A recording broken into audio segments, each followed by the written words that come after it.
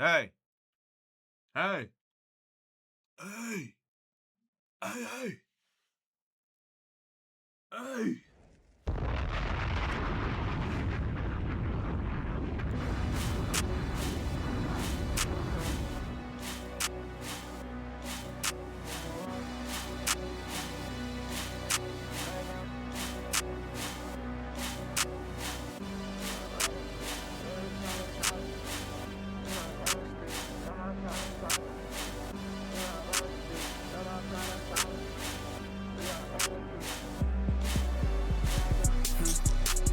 In the Escalade with choppers, we ride around with sticks, we ride around with problem solvers. But nigga can't even keep up with me. That white bro, he still at the bottom. Bro, this shit gon' keep on going. Nigga don't know this shit not stopping. Hardy body we poppin'. Fit away your hip bodies, I like it. Know your time is up. Know you hear that clock talking. I got killers pickpocket. Bro, yeah, niggas still pocket watching. On that Kodak, I be flocking. Hop out, bodies dropping.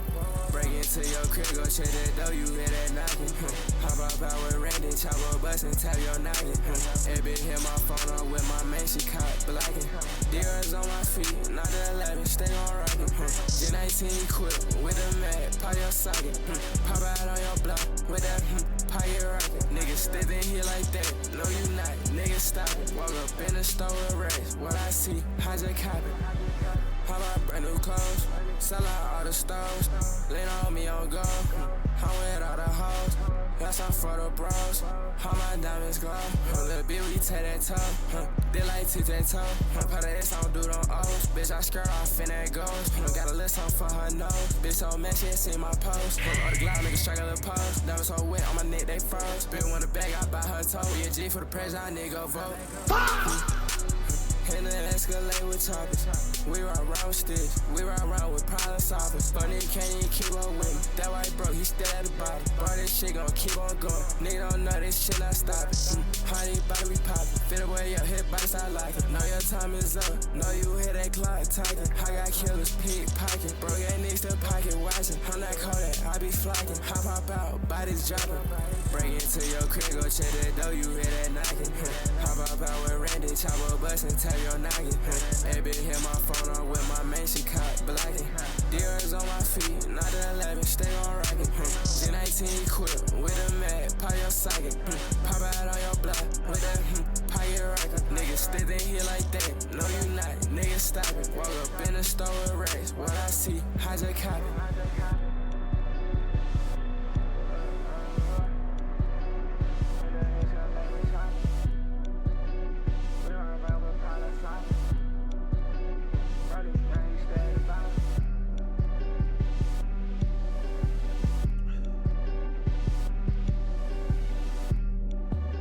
Who the fuck is that in the chat talking about hentai review shit, bro? You want me to get banned, bro? You want me to get banned, bro? Do I look like Giguk? Hello, guys. Let's talk about the biggest hentais. Let's talk about the biggest hentais. You know what? I can't lie. As I say that, I literally got a freaking bokeh picture in the background with a girl about to show her titties. So you know what? You're right.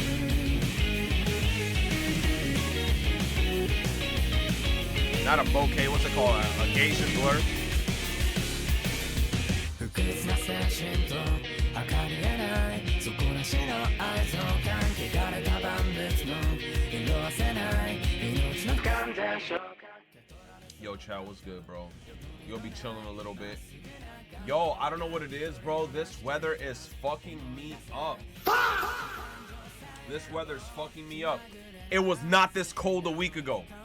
A week ago, it was like fall weather the whole time. And mind you, everybody in New York is like in a false sense of security of like, wait a minute, it's supposed to be way colder than this right now. Now, bro, it got cold as shit today. Like right when I was walking home, I'm like, nah, I got frigid. It got fucking frigid, bro. You said, what was your final solo raid? I got the sub 3. You're gonna, oh, I think I got the 2. I think I got the tier 2. By the time I looked at it again, I think I was like in the 5-6%. So I was like, hey, bro. I got nervous though. I was thinking in my head, yo, are they gonna boot me out of the 10%? So I was still in the 10%. So I'm like, all right, I at least got the 2. Tomorrow's gonna be 30 degrees. The wind was insane today, bro. It was cold today. I just don't want to see snow. That's my thing, chat. I don't want to see any motherfucking snow because I don't want to scoop that shit. 2, I don't have salt. So if it snows, that's a big 5 moment right there, bro. I got no salt. And then it's like, you know, you don't want to be the ghetto motherfucker that walks out with like an actual like cooking salt and I'm outside on some. We don't want to do that. He said, how do you not have salt? I just don't have salt, man. I haven't had time to go to Home Depot and get some. I've been working every day. The last time it snowed, I had salt, but at that time I ran out. You said on everyone's soul we gooning right now. On everyone's soul. Hey. He went to the salt store. Anyway, how's chat doing, man? How you guys doing? How's your week been so far, chat? Oh my god, my headphones. Shit, I gotta put it back in my headphone case, bro. Yo, also, I'm not gonna lie, chat. Yo, my pizzeria near my house, I got a box with one of their employees. Every single day I go in there, I order the same shit. I'm like, yo, let me get a bottle seltzer with a plain cheese slice and a Sicilian slice, right? The Sicilian slice can either be a grandma or an upside down pizza. Every day they charge me like $11 and some change. Yesterday, I went in that bitch, bro was charging me $13. And I'm like, hey, buddy, every time I come here, it's $11. Why the fuck is it $13? Bro, look at me dead in my eyes, and he's like, $13. And I'm looking at him like, bro, every day I'm spending $11, though. Why is it $13 today? He's like, oh, because of... Yo, nah, dude. And then you know what's funny? You know what's funny? I said, bet. But I looked at him like, I gave him this look where I was like, every other day I spend 11, and today you charging me 13. And I said, I bet. Today I went back to that same spot, got the exact same shit I ordered yesterday. Guess what? Once again, it was $11 and some change. I was about to say something to the guy because the guy was working there today. I looked at him and he kind of gave me this look like, please don't say nothing. And I kind of looked at him and I was like, let me not say nothing. But if this shit happens again, I'm going to say something about it and I'm going to make a show. I don't give a fuck if it's $2. That's like my inner New Yorker. I'm going to be like, fuck out of here. Why are you charging me an extra $2 on my shit when I get the same shit every day, bro? Get my fucking pizza. Damn. As for that receipt, bro, I'm telling you. Oh my gosh, bro. I'm telling you. I'm like, this shit making no sense. Why is he? Because look, yesterday, when I got the 2 slices, it came up to like about $9. So I said, cool. I got myself then the bottle seltzer. How the fuck did the number jump from $9 to $13? 9, 10, 11, 12, 13. I'm like, is a bottle seltzer $4? He like, nah, it's $2.50. So I'm still doing the calculation in my head, all right, 9, 10, 11, 50 cents, maybe about $11.50. Where's 13 coming from? I'm like, he said math with retro. I'm like, yo, the math ain't mathing, bro. How the fuck you go from $9 to $13? I don't know, bro. On your soul, the next multi I just did is Snow White. Wow, my soul, what did I do? He said, Retro, I got bad news for you. Come on, Caprice, leave my soul alone. Leave my soul alone. I did nothing. You said, wait. Oh, Caprice probably got it now.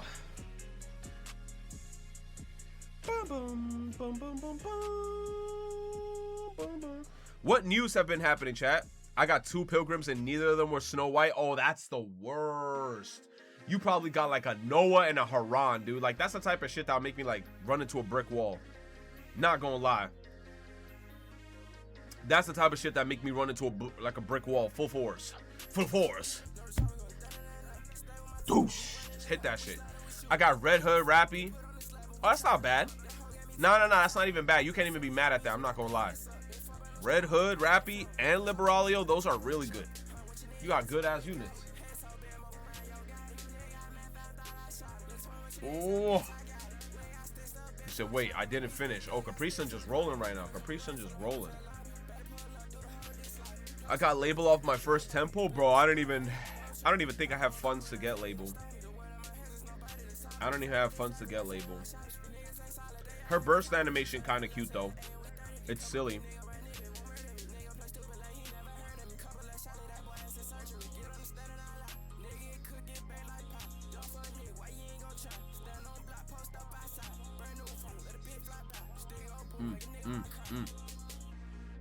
What we yapping about?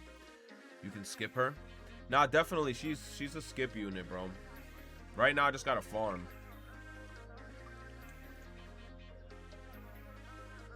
Oh my gosh. Label making you act up? My brother! Alright, chat. Alright, chat. Alright, chat. Alright, chat.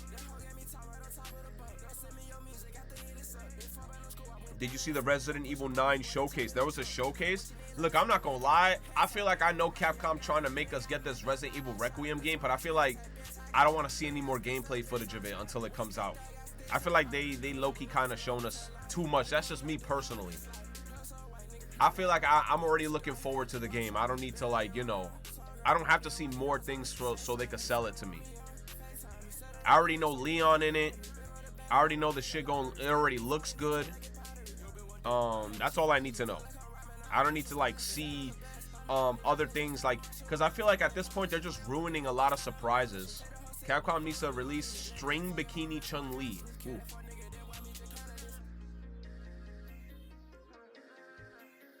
He says String Bikini Chun-Li. Oh my god, man. I need to get this one camp in the Space Edition. Yo, chat, what is this new game everybody's been playing where it looks like Minecraft, but it's not Minecraft, but it kind of got like this charm of, like, it looks like Minecraft, but a little updated? Hytale? What the fuck is that all about, bruh? Fatal Fury release AI trailer. Oof. Minecraft 2, baby. Hytale. I saw a little bit of Hytale footage. It looks nice. It looks like Minecraft with mods though. But it looks nice. You see the Jujutsu Kaisen episode specifically for dumb people who somehow watch 2 seasons of a show plus a movie. Still can't put together plot points. Hytale's been in the works for a good minute. Looks interesting though. Looks very interesting, chat.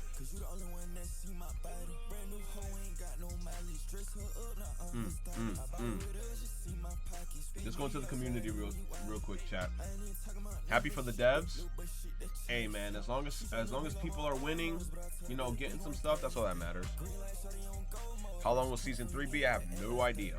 Let me see how cold it is right now in NYC. I want you to be mine again, baby. I don't know, I feel cold today.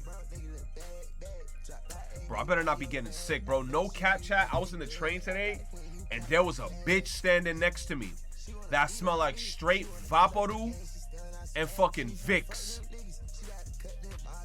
How's work, though? Work's okay. Did you get your flu shot? I never get the flu shot. I never get the flu shot. You must be out your mind. You must be out your mind. I will never do that shit. You said you should? Hell no. You know what's funny? I'm not trying to be a negative Nancy. Hold on. Pause the music. I'm not trying to be a negative Nancy, though. But I knew somebody that got every single vaccine every single year. Then bro later on got cancer. I'm not saying that was the cause of it, but you know what? I'll take care of myself. That's all I'm gonna say, bro. That's all I'm gonna say. I'll take care of myself, my brother. Hey, bro, I ain't gonna be like, bro, I don't trust the government that much. I'm not gonna be out here every day like, come on, man, put a syringe in my no, bro. No. You said still gotta get vaxxed though? Nah, look. I got vaxxed that one time. Mind you, remember when the vaccines came out and shit? I did not want to get vaccinated. I only got vaccinated because people were on my ass to get vaccinated. My whole family. Come on, man, get the vaccine. Get the vaccine. Get the vaccine. I'm like, bro, I'm not getting that fucking. Get the vaccine. Then everybody in New York is offering money. Oh, get the vaccine. We'll give you $100. Get the Yo, they were on my dick to get vaccinated. I got the vaccine. Guess what? I still caught COVID twice, and I caught both variants. I caught the OG variant, and I caught the Delta variant. The Delta variant literally had me on all fours, was penetrating my asshole. No lube. No lube. That shit beat my ass. Fuck that, bro. Fuck that. What was the point of getting the vaccine and I caught the shit twice? That shit, nah, bro. Isn't the vaccine supposed to last for like a year and a half, bro? After that, I was like, fuck that. I'd rather take my chances, you know, make sure I wash my hands, take my vitamin C, take my emergencies, take my freaking ginseng lemon shots with ginger. Fuck that, man. I heard my name, Tainted. Never mind, bro. Never mind, Tainted. Let's jump into this shit. My goodness. How a single season can ruin a legacy. Imagine this. Oh, man, they're going to talk about that One Punch Man shit. They're going to talk about that One Punch Man shit. Hold up. Oh, my God, I went 0.5. I'm crazy, bro. I went crazy, bro. I meant to do 1.25. You just finished watching an anime that absolutely blew your mind. All you can think about is how much you want another season of this masterpiece. So you wait, and wait, and wait, sometimes for years, until finally the first new episode drops. You're extremely excited and ready to get that same incredible feeling. You click play, and then it is not good. But hey, it's the first episode, right? They're just getting warmed up. So you watch the second episode, and it's also not good. You keep watching episode after episode, waiting for that moment when he becomes as good as the previous season. But that never happens. Bro, Instead, no, I'm not gonna lie. You slowly start to realize the Look, truth. I'm not gonna lie. In One Punch Man season 1, I remember when I was watching that shit like years ago when I was like trying to lose weight at the gym because I did have like a big belly at the time. I felt like I was way bigger and I was working on the elliptical. Bro, season 1 had me glued because they were going crazy in that shit. And it's sad to see like how much it's fallen off because of, you know, the animation and shit. This is terrible, awful, abysmal garbage. That situation doesn't happen very often, but when it does, it is one of the most painful experiences you can have as an anime or manga fan. So today, I want to show you some series that people absolutely loved until one bad season ruined everything. Let's start with a very strong one. Blue Lock is a series that had so much hype, the manga became the best-selling series of 2023, even beating stuff like One Piece and Jujutsu Kaisen, which is ridiculous. Blue Lock beat he's One he Piece gets and thrown JJK? into this place called Blue Lock, a training facility designed to create Japan's best striker. But here's the thing. They literally put these kids in a battle royale situation where if you lose, you're out and you can't play for Japan anymore. Oh. Ever. When season 1 first dropped, it was like nothing we'd ever seen. There was no power of friendship or teamwork that you see in every other sports anime. No, this thing was straight up war. And people loved it. The animation was clean, the psychological aspect was brutal, and even people who normally wouldn't touch a sports anime were kind of into it. But on top of that, the timing was pretty perfect, because the anime was dropping right after the Football World Cup, when everyone was still on that football high. Perfect timing. By the time season 1 wrapped up, everyone thought this might actually be the next king of sports anime. And manga readers knew that the next season would cover the U20 put match, your tongue which away. is basically considered one of the best arcs in the entire series. So, 2 years later, season 2 comes around, and everyone's expecting this thing to be peak. I mean, all the elements were there. And it did, in fact, become legendary. For all the wrong reasons. Suddenly, we went from some of the coolest action sequences to elite football players just sliding on the field. The movements were stiff, the animation was heavy, they kept showing irrelevant shots of audiences instead of football, and in some cases, the characters looked different than the manga. And also, for some reason, we were introduced to these freaking color filters. People started calling it a PowerPoint, and that was not really an exaggeration. But it wasn't just one bad episode. It kept happening throughout the entire season. The most important matches, the moments that were supposed to make us lose our minds, looked truly awful. The problem was that, unlike a lot of other sports anime, the reason people watched Blue Lock was purely because of how crazy the football was. So when it wasn't, you know, fans were not happy. The anime became a meme overnight. But here's the worst part. The last episode had this action sequence that was absolutely beautiful. Like, genuinely some of the best animation of the entire series, including season 1. It was kind of like the animators were saying, yeah, we can actually do this if we have the time and the budget, which just made the whole situation feel even worse. Because in this case, they did it. It's one of those things where like they didn't give them enough time to animate the shit. Bro, I don't understand why they keep doing this shit. That shit's terrible.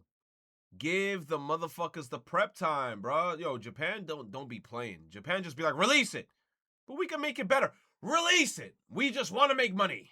And this is how season 2 probably ruined Blue Lock's chances of ever becoming the new king of sports anime. Damn. But unfortunately, this was not the worst case of an Mappa animation abuse? downgrade. Wait, who made that shit? Oh, Mappa made that shit? Say on God. Mappa animated Blue Lock? No? Okay, never mind. So you're just saying Mappa abuses and like, you know, they did the same shit Mappa did with like JJK. And you know what's crazy? Still, that whole fight with Sukuna and that shit, even though that shit wasn't even finished, that shit was still raw as fuck. The Seven Deadly Sins is the story of these legendary knights called the Seven Deadly Sins, who basically go on a quest to save the world from evil demons. The first 2 seasons were pretty solid. Were they amazing? No. But did they have a blend of flashy magic fights, goofy characters, and enough weird moments to keep some people entertained? Yeah, the animation was clean, the fights looked good, and people were genuinely invested in the story. When season 2 ended, manga readers knew that the next part of the anime was going to be one of the most epic conflicts in the entire season. Especially this one fight between the 2 characters Meliodas. I can never, like, every time I look at this character, bro, like the protagonist of this shit, I'll never forget when I saw on Instagram or I think on TikTok where this girl got a huge ass tattoo of the protagonist in the Seven Deadly Sins, but looking like he was in a different form. Yo, and that was like the ugliest tattoo I've ever seen. And she got that shit on her whole thigh. And everybody in the comments was just like, yo, this is not it, Chief. Everybody in the comments was like, yo, this tattoo is not it, Chief. This shit is ugly. And she was like, I like it. And everybody in the comments was like, this shit is ass. Yo, I felt bad. Escanor, that was apparently going to be the most hyped Oh, that's the form, I think. And then season 3 happened, and remember how I said the animation in the first 2 seasons was clean? Well, season 3 was a bit more complicated. The Meliodas versus Escanor fight, you know, that one fight that was supposed to be freaking incredible, well, that became what might be the worst looking action sequence in anime history, and I'm not exaggerating, just look at this. The proportions of the characters were completely off, and the fight choreography was just, I don't know, have you ever seen Beyblade? What was happening behind the scenes is that they completely changed the studio, which meant their budget was way smaller. So you had new people trying to animate the most important arc of the series with almost no resources, and surprise, surprise, it didn't work. The internet did what it does and turned this disaster into memes, and the fight became absolutely legendary. Later on, they did try to fix it with season 4. By then, it was too late. Most people had already checked out, and even though the animation got slightly better, it was still nowhere near the quality of the early seasons. The damage was done. People started calling it 7 Deadly Frames, and ultimately, Seven Deadly Frames is crazy. I've never heard of some shit like that. The thing that ruins a series isn't even animation. In the Promised Neverland, Yo, every time I see Promised Neverland, I get mad, bro. I don't even want to think about it. Yo, because this one hit home because I really like season 1. Yo, this one hurt, bro. This one hurt. You got 3 kids, Emma, Norman, and Ray. They live in this orphanage called Gracefield with a bunch of other children. They're all loving it, especially their sweet teacher they call Mom. In the beginning of the first season, a girl gets adopted but forgets to bring her plushie with her. Emma and Norman run to give it back to her, but as they're at the gate of the orphanage, they discover that the kids are actually being raised like cows for some demons who want to eat their brains. The beauty of this first... Yes, bro, that episode 1 was like... Yo, that episode 1 was so... Like, bro, that shit just... Oh my God, that shit built the hype so hard for this show for me. I was like, no way this is what's happening right now. Dude, they cooked with episode 1. Part is that these kids can't just punch their way through. The way they animated, like, their facial expressions, the music... I felt every emotion in this show because of how well, the studio that was animating season 1 was in their bag. Like, I felt everything. They have to use their brains to find a way to escape with everyone. And that was good freaking television, baby. I'm talking about a masterclass in suspense and horror. The way they revealed the truth about the orphanage, the careful planning of the escape, the psychological war between the kids and Mom. It was all perfect. Now, here's where things get a bit weird, because the manga's second part is just not as good as the first part. But you know what? That's not necessarily bad, because sometimes anime adaptations can actually improve the manga. We've seen it happen before, so people were feeling pretty good about season 2, and then season 2 happened. And remember all that planning and intelligent problem solving I just talked about? Yeah, so they kind of threw all of that in the garbage. The story was wrapped in I think 11 episodes, which is almost nothing. They deleted entire arcs, including the Goldie Pond arc, which was one of the best parts of the entire manga. Fans were comparing season 2 to season 1, and the difference was shocking. Even people who hadn't read the manga could tell something was off. What really gets me is that season 1 had turned The Promised Neverland into a potential modern classic. Now, when people bring up the series, the first thing they think about is how— Bro, every time this show comes up, I'll recommend season 1. I'll be like, watch season 1, end season 1, and that's it. Don't even bother. Season 2 doesn't exist. That's what you just got to tell people. how badly season 2 doesn't exist. Everything up. Other times, an anime just adds way too much stuff that just wasn't in the manga. Naruto was one of the biggest series of all time. I mean, it's the kind of thing that even if you're not really into anime, you've probably heard about. And when it ended, they decided to make a sequel about Naruto's son called Boruto, which honestly, kind of good idea. When it first started, the manga wasn't really everyone's thing, but some people were still really into it. It felt different to Naruto in some interesting ways, and fans thought it could become something special with a bit of time. But here's where everything went in the wrong direction. They decided to make Boruto a weekly anime right from the start, just like the original Naruto. The problem, of course, is that the manga had barely started. Like, we're talking about maybe a handful of chapters, and instead of slowing down, which would probably have been the solution, the studio making the anime said, oh yeah, we're doing this. And what happens when you have to make a weekly anime but don't have enough of the actual Bro, at that point, it's kind of like you're just making slop because you're just trying to think. That's terrible. Why the fuck would they greenlight that shit if they don't have like the foundation yet for the show? They were just like, yo, make anything up, bro. Next episode,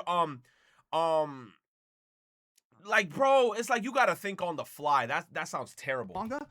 You get filler. Lots. Yes. And lots of filler. And listen, Naruto had filler, Bleach had filler, One Piece had filler. But for Boruto, we're talking about a different beast because 70 to 80% of the entire series is 70% of Boruto's filler? I remember motherfuckers was recommending that show to me. I should beat your ass. Content that has nothing to do with the actual story. Now, if you're used to modern anime, you might be thinking, okay, filler is an extra story, that's a good thing. Let me tell you something very clearly. Filler is usually the worst thing ever. And that's yes, it is, because it's just a lot of dumb shit that's happening that got nothing to do with the actual show. Like, I used to hate it whenever, like, I used to watch Naruto, and then it'd be, yo, Naruto, no kizzy. If the episode started with this song, you know it's some dumb shit about to happen. Instantaneously, if Naruto episode started with that song, it was some stupid shit. Oh, Konohamaru lost this scarf. This whole episode, we're looking for Konohamaru's scarf. ¿Y por qué? Why the fuck we watching this shit? I can't find my scarf. Just buy a new one. Like, fuck out of here, bro. Change anything important. Characters can't die, relationships can't evolve, people can grow in any meaningful way because everything has to reset back to normal by the end. It's like watching a show where nothing that happens actually matters. And Boruto's filler wasn't just bad. It was terrible. Like, I'm not even caught up in this thing, but I recently saw a clip of one of the main characters fighting dinosaurs. Why Sasuke got a weird-ass head? You saw his head? I'm not even caught up in this thing, but I recently saw a clip of one of the main... Nah, hold on. I gotta... Hold on. Let me take out my face cam. Look at Sasuke's head. What the fuck? Ew! Nah, bro, dripless. What the fuck is this? Zero drip, zero aura? Characters fighting dinosaurs. These guys are ninja. The manga itself kept going on breaks, yeah, dinosaurs? which made the whole situation even worse because the anime team was basically creating content without knowing where the story was supposed to go. And the fan reaction was pretty much what you'd expect. Longtime Naruto fans started treating Boruto like it was not even part of the series. New fans found it difficult to get invested and preferred the manga by far. And after 293 episodes of this madness, they finally put the anime on a break. Thank you. Finally. The damage to Boruto was massive. When people talk about the anime now, the first thing that comes up isn't the story or the characters. It's the filler. But wow. I've heard that the new Boruto manga, Two Blue Vortex, is supposed to be, like, amazing. So maybe there's some kind of hope for a big comeback. Yeah, I gotta, if I was to get into Boruto, I gotta see why bro looked like that. Because bro looked like he got sauce. He looked like he been through some shit. He got the eye cut. Isn't that the OG Naruto headband where, like, he got the cut in the middle through the Sasuke fight, and now he got another cut coming down with a sword? Bro look dripped up. Like, amazing. So maybe there's some kind of hope for a big comeback. But man, this combined with Sasuke that headband? a lot of people already didn't like the manga, that was, the perfect combination to destroy a reputation. Other times, a series is ruined by the fact that the anime just creates a whole new series.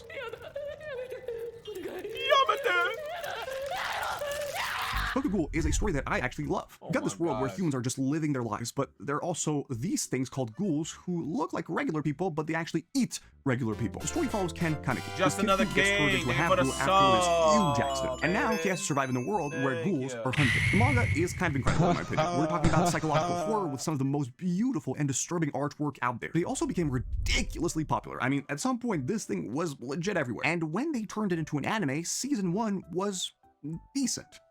Not great, but decent. That's because they toned down a lot of the brutal stuff that made the manga so special, which was disappointing, but it still managed to capture some of that magic. So then, people were expecting season 2 to come out and just follow the story.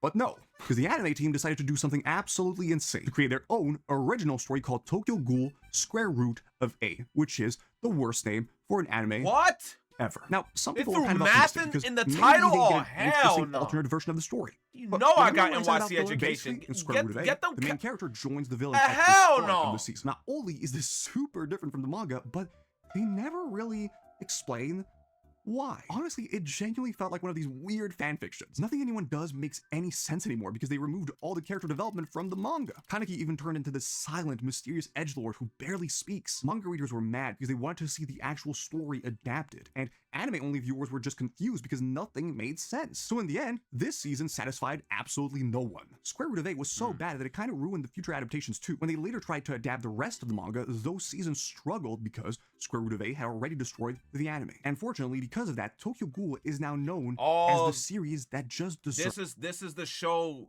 Tokyo Ghoul. Y'all told me to read this shit. I remember. Everybody in the chat was like, Retro, for the love of God, don't watch it. Read it. I still gotta read this shit.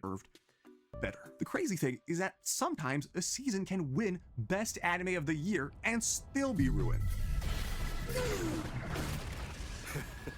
Daddy Is the story of Gojo! this guy called Yuji, who basically has a curse inside of him and has to protect Japan from a bunch of monsters and just bad people. And when I say that the manga blew up, I mean that this thing went on a generational run that had everyone losing their freaking mind. It was the most sold manga for several years, and when season 1 dropped, it was absolutely phenomenal. Like, genuinely one of the best debuts you could imagine. The animation was sick, the characters were iconic, the pacing was awesome, and ultimately, it won Anime of the Year. Most of that thanks to Studio MAPPA. But this point, the situation was that the even manga though was they at its peak slave their popularity, workers, and we know that season 2 is going to cover some of the most action-packed parts of it. The hype was insane. And you know what? The season started really strong. The animation looked different, but still gorgeous. But then, something insane happened. Instead of just maintaining the quality of animation, the animation actually kept getting better and better and better. I'm not exaggerating when I say that we were getting movie quality stuff on a weekly basis. Every single episode had fight scenes that would have been I don't know how the fuck any other anime's entire Mappa season. swept You shot, genuinely they were had going to be there insane. to understand the insanity this thing created. Once again, MAPPA had delivered, but maybe they had delivered a bit too much. As the season went on, animators started speaking out about the working conditions in the studio. Yeah, I remember. Yeah, it was on Twitter. Yo, on Twitter, they were like, they're slaving us. Oh my God, bro. You know, I can't even blame them for being angry. But I remember when that shit was blowing up on Twitter and everybody was retweeting that shit. And even though the anime industry is known for being brutal, this is the kind of situation where people apparently had days to complete work that should have taken way, way longer. During this period of time, MAPPA had taken on a bunch of difficult projects like Chainsaw Man, Attack on Titan's final season, Vinland Saga, and yo, and you see what people are saying now about Chainsaw Man? Now everybody is saying that they don't like how the characters look in the Rizé arc movie and that they appreciate how the characters looked in the original release of Chainsaw Man. And I'm like, what? Now y'all want to dick? Look, because I'm not going to lie, I rewatched season 1 of Chainsaw Man and I thought it looked good. I had like no complaints really for it. I was like, hey, I fucked with how it looks. I kind of liked how like the tone of the colors were in the show and I fucked with it. But everybody didn't like it. Then now people are looking back on it and saying that they're liking it, and then they're saying that some of the characters in the Rizé arc, they kind of don't like how the colors look on some characters compared to the original, and they're putting like side-by-side comparisons. I'm just like, bro, you can't like, well, what's the word I'm looking for? You can't please nobody, bro, because people will bitch no matter what. You said that shit was never bad. People just snobs, exactly. That's what I'm feeling. Because I rewatched that shit. I watched season 1 twice. And I was like, hey, I fuck with how season 1 looked. And I like the outros too, because I was rewatching all the outros that were fire. And JJK season 2. So you had this insane situation where the episodes were still absolutely incredible because animators were pulling off literal miracles despite everything that was going on. But knowing that made watching the show feel weird because you knew what was going on. Social media was flooded with posts supporting them while absolutely destroying MAPPA. This wasn't just an anime thing anymore. It was a massive deal. And at some point, someone who worked on the season even said that one of the episodes had only achieved 30% of its potential. So let me be clear.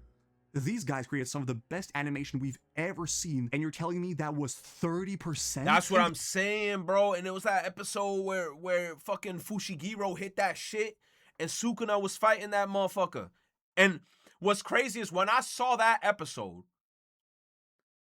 I feel like chat was the one that told me that, oh yeah, the episode wasn't even fully complete. But when I was watching it, I was like, my God, this shit looks amazing. And it was at 30%. And JJK Season 2 won Anime of the Year again.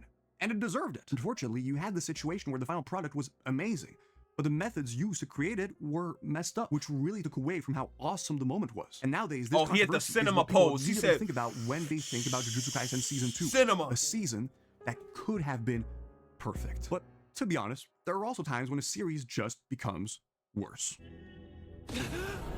Rising of the Shield Hero was one of the most promising isekai out there for a while. Season 1 introduced the main character, Naofumi, this regular dude who gets summoned to another world as one of 4 legendary heroes. But instead of getting a sword or something cool, he gets a shield. And then, plot twist, he gets accused of a crime he didn't commit. Suddenly, this guy who was supposed to be a hero becomes the most hated person in the kingdom, and he has to figure out how to deal with this situation. The genius of this setup is that Naofumi has to rebuild everything from scratch, while everyone treats him like garbage. We're talking about the kind of redemption where you get to see this guy who got betrayed slowly make his way back up. And that felt pretty different from a lot of other isekai out there. The series truly did such a good job of making you hate the villains where you just wanted to see them get what they deserved. So everyone was super hyped for Season 2.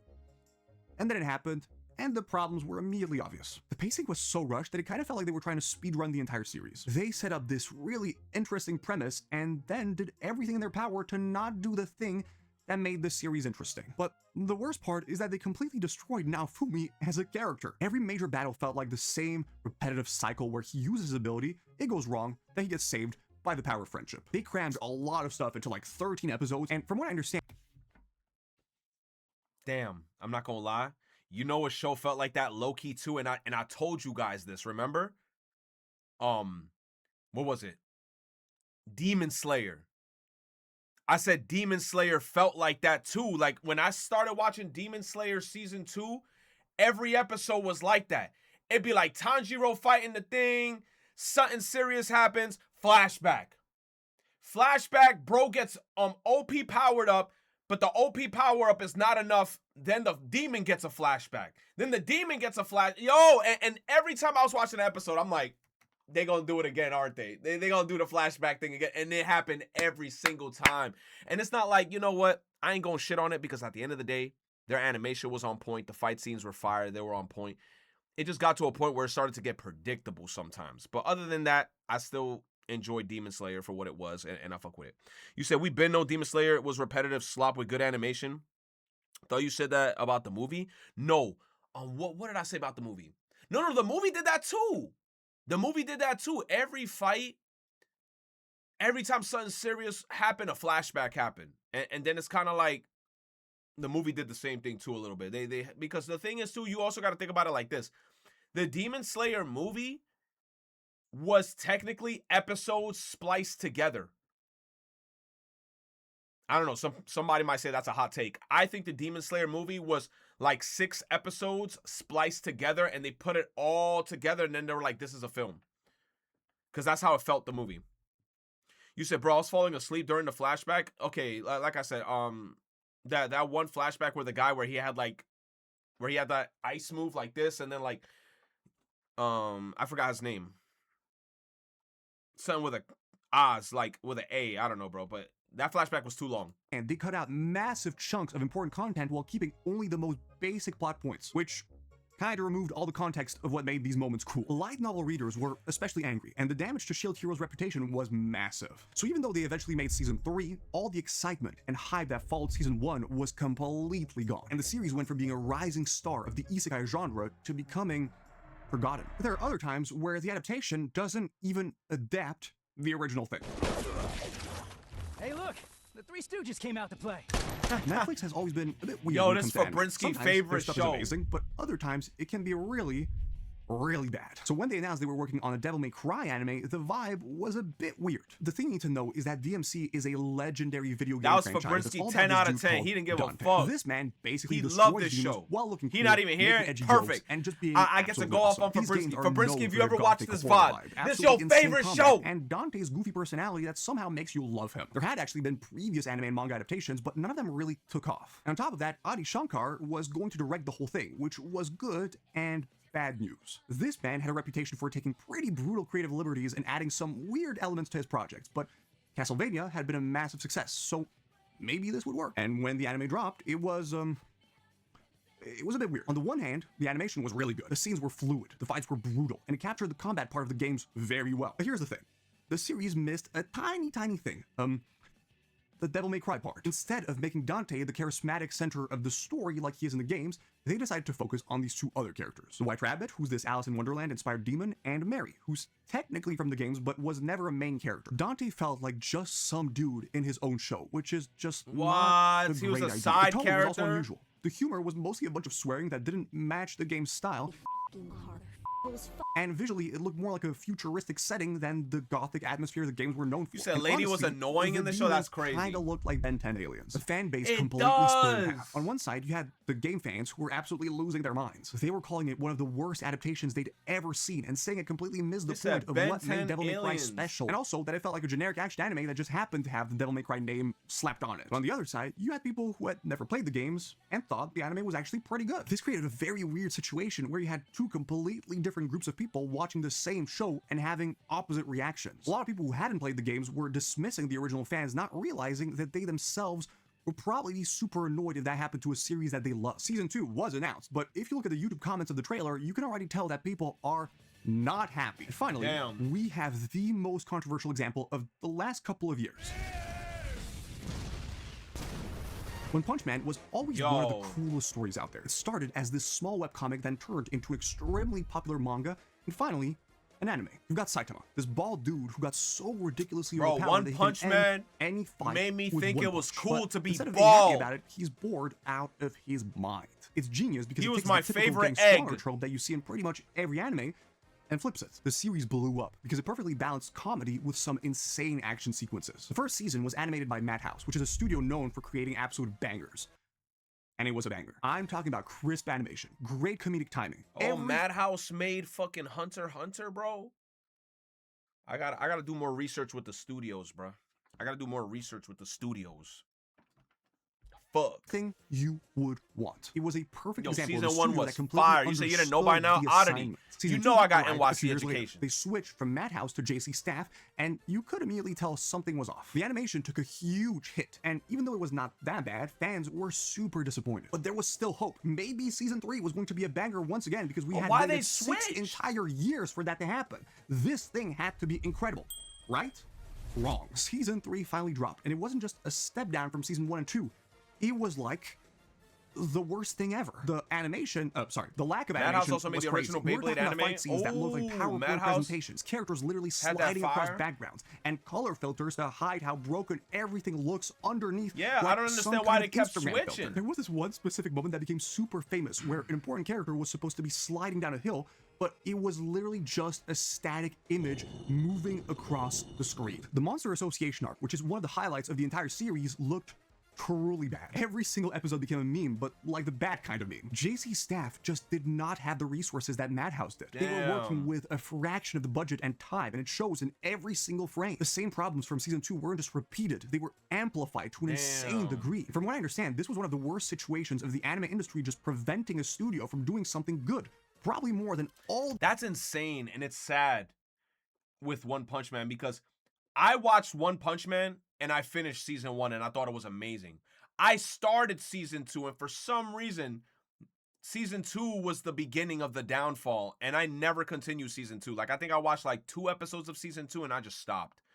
But now I'm kind of glad I stopped because fuck, that's a big fall moment. Because now everything just got worse. Season 3 got worse and it's just like, man, at least in my brain, I still have season 1 in that shit, and I was like, wow, that was some of the best animation I've seen. The other series I talked about before, the fan reaction was insane. Social media exploded with side-by-side comparisons between season 1 and season 3, and it was kind of horrifying to look at. This season made people regret season 2, which is crazy to say because at the time people hated season 2. But here's the weird thing about the whole situation. While the anime's reputation got absolutely destroyed, it actually did something unexpected for the manga. It looked so terrible that a bunch of people decided to check out the source material and discovered that One and Yusuke Murata had been creating an absolute masterpiece this entire time. I've personally been rewatching season 1 recently, and it just feels bad, man. Seeing how incredible this series can be when it's handled properly, and then knowing what actually happened, it's heartbreaking. Ultimately, one of the episodes got 1.4 out of 10 on IMDb. Oh my god, which might be the lowest rated anime episode in history. 1.4, bro? That's insane, bro. You got a 1.4? GG's. Let me show love to this video. Imagine this. What's his name? Pave Lover. Good shit, Brody. Good video, baby. Nice. Very good video, bro. Shit. Oh my gosh, man. One Punch Man has been so hoed so bad, not just with the anime but even its games. Its gotcha game finally announced its EOS after not having a single update from its launch from over a year ago. No way. No way they never got updated. Imagine the people that spend money on that shit. You know how mad, bro, I'd be if that shit happened to me, bro. You spend a bunch of money on a gacha. Whew, and they hit you with an EOS. Thank you, Oddity. Last fight, I was tired. I was exhausted. I'm about to launch this NFT that's going to change the fight game. And I put in 30 all-nighters before that fight. I had herpes before that fight, 2 outbreaks. Whoa. In the span of a week, I'm here. Damn, bro. I didn't need to know that. I didn't need to know that. I'm healthy. Let's go. Whatever. It doesn't matter. No, you're not healthy. You're not healthy. Sir, you're not healthy. You just said on cam. Bro just glazed over the fact that he just said that. Like, hey, bro, nah. He bugging, bro. He bugging. What's this? Just one more, did you cry? One teardrop. You giving me Stranger Things shit. I don't even get to finish this season, sir. I'm skipping this. 50-foot glizzy for sale. Okay. Bill Veck. A 50-foot. Who the fuck is this guy? I'm trying to see reactions to videos, and now I'm reacting to the video with bro. I don't even know who bro is. Long hot dog. 50-foot hot? What are we doing? That's a long-ass glizzy. No way. How the fuck did they even fit that shit in the boiler? Doing, bro? This is why this country's so fucking fat. The hell you need a 50-foot glizzy for? 50-foot shaboing boing is crazy, son. And I promise you right now, there's some morbidly obese, gargantuan, elephantine human being out there ordering this shit just... My thing is this, so it's like, you know how when you go to, like, a White Sox game or just a baseball game in general, everybody's sharing seats, right? It's not like everybody got super huge seats. You know what I'm saying? Everybody's sitting next to each other. Like, if I'm sitting here, the next person's sitting, like, right here. How the fuck you gonna get this giant ass glizzy and eat that shit? You gonna be like, you eating it like, how you even start it? You gonna have to put it vertical and then like, you just got a long ass glizzy in the sky. You're like, or are you eating it starting from the middle on some, It's like, we don't even know what the fuck's going on. You said corn on the cob? Bro, I don't even know, like, what is the tactic? How do you even consume this shit? Oh, it's for front row seats? Oh, they chop it up and share? Okay, that makes sense. That makes sense. That makes sense. Okay. They're all sharing the glizzy. Okay. Hey, yo. How much people sharing that big ass glizzy? For himself. I'm telling you right now, I promise you, you would assume they bought this shit just for the section. How long is a usual hot dog? Like 6 inches? Maybe a foot if you're trying to get spicy. Pause. These motherfuckers got 50 foot. What are you doing in Chicago, bro? What's wrong with you? Let me make sure Bro, you need a conga line of people to bring that shit to you. That's crazy. Chiseled Adonis is not going to Chicago anytime soon, bro. I'm about to call this man right now. I got to make sure I got his location. That glizzy too long, too. Like, what if a fly lands on my shit momentarily and then goes away? It's too much. It's too much. I know a fly probably was like, zzz, zzz, and then flew away. Fuck out of here. Nah. Man's supposed to come to the crib today. He better not be in Chicago. Hold on, wait a minute. I'm gonna call him right now. Ain't no fucking way. 50 foot is crazy, son. Okay. Yo. That was good. You in the crib? Yeah. All right, but you got no God. plan. Now you putting all this shit on the Glizzy like as if it's a BLT or some shit. Bro, what? This is gonna be the messiest Glizzy. Come on. To go to Chicago, right? Oh. All right, bet. Because I just saw a video. They got a 50 foot. Bro, I'm not gonna lie, chat. I'm the type of person, like, if I eat a Glizzy, I'm putting ketchup on that bitch. And maybe if I'm feeling adventurous, you ever seen like Sonic the Hedgehog chili dogs? If you got some good chili and you put that shit on top of a Glizzy, I down that bitch. I feel like, but this shit, he got like lettuce, tomato, mustard, onions. It's too much condiments, bruh. Dog in Chicago, so I had to make sure I'm that a you're not ketchup making only no type of plans to person. go Me out too. there. I'm not gonna lie. Me, I don't like mustard. I like ketchup. I Eat stick that with shit. ketchup. Fuck you. Do not eat that shit. Fuck you, bro. That's too All right, much. bet. Look I'm how glad much that you shit is discussed on it. that, bro. That's the right idea to have. That's too much. That's too much condiments, bro. But I stick with my ketchup. Ketchup, or if you got some good chili, I don't mind putting a little bit of chili on that bitch, and then that should probably taste good as fuck. And I would only eat a chili dog cause Sonic. Chili dogs, Tubi movie funniest moments. Oh fuck. My front yard. My neighbors are watching. Take your ghetto ass back to the ghetto.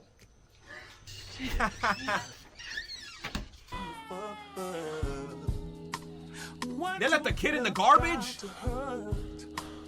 Why it can't be easy? Tell me.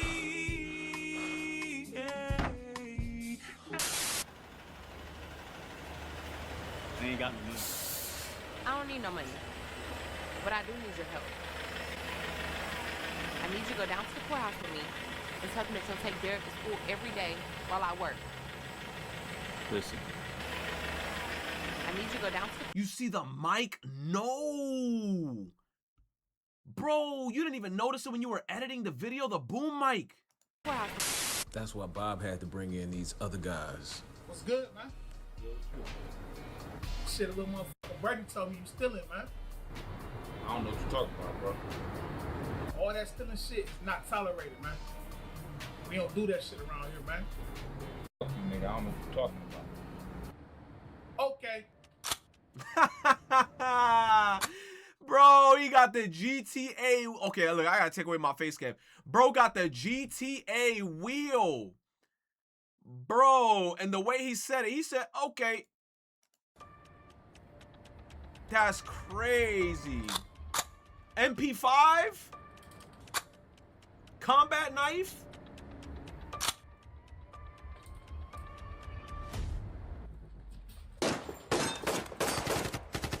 What? Why is shooting the MP5 like it's a pistol?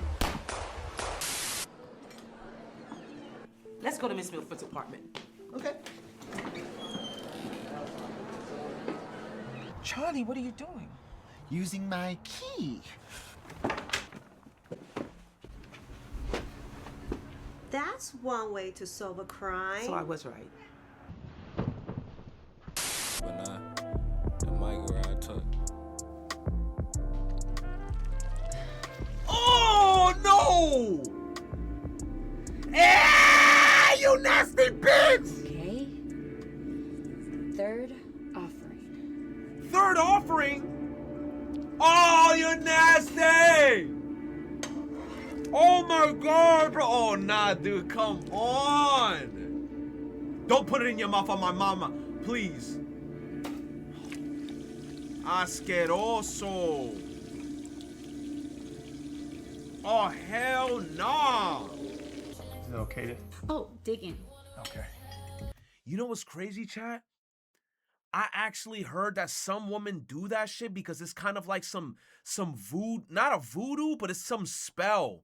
Like some demonic shit where they're like, oh, I'm trying to see if I can make a man fall in love with me, bro, that's so nasty, dude. Oh my gosh, dude, that's so nasty. Oh my gosh, that's fucking gross. Yeah, it's some witchcraft shit. I heard about some shit that like sometimes they put like, bro, I'm about to throw up. I don't even want to think about this shit. Like my stomach's starting to hurt. This shit is nasty. Ew.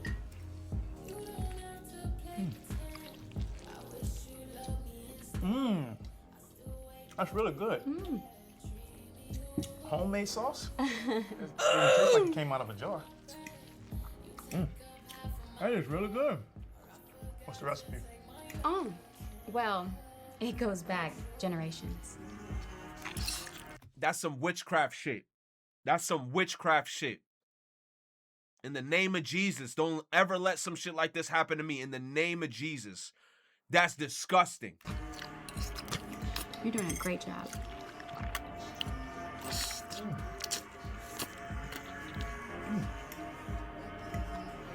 Oh, wow.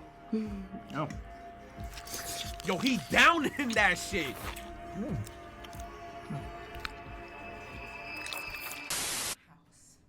Doing this shit in front of our kids, this is my fucking business. I thought you were done with this shit. What the fuck, Anthony? What about your job? What happens if they piss test you? I don't have a damn job. Damn. I lost it 3 months ago. Damn. You wanna know what I've been doing for the last 2.5 months for money? What? Huh? I've been fucking. Oh! He been slinging dick. Hella bitches. Cause apparently good dick is hard to find. What are you saying? I'm saying this house you live in, the mortgage that's being paid, the food on the table, all financed by my dick. I take a little hit every now and again to keep myself rock hard. Hit a what? You happy?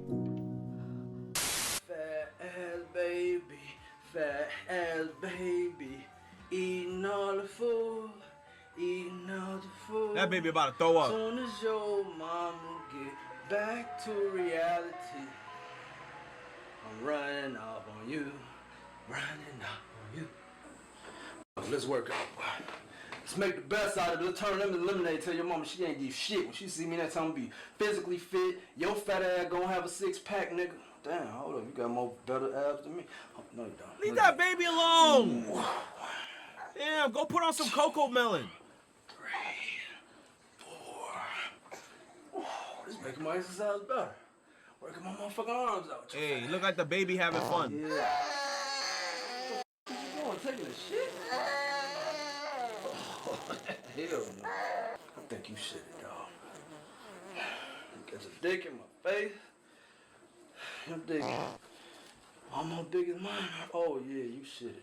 Somebody gotta come change your fat ass.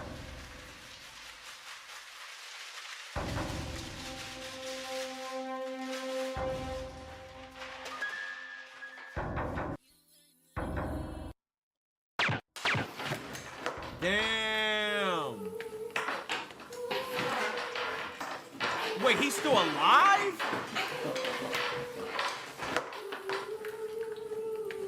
Over the cherry Cheerios?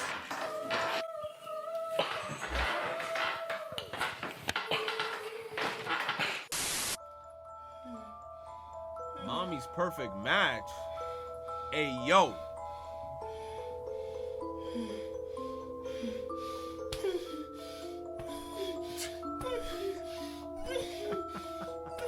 Bitch, go seek a therapist. Okay. Hey.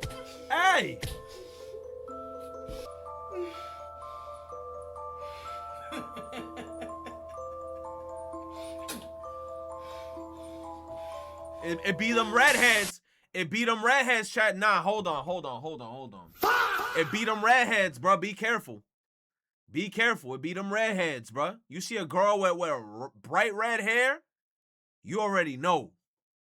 You already know. What happened? With the audio? Blood of my brother. Rest in peace, Red Hood. Okay, not Red Hood though. Damn, bro. How does he see through that mask? Oh my God, they getting lit up. Where? Look at his mask.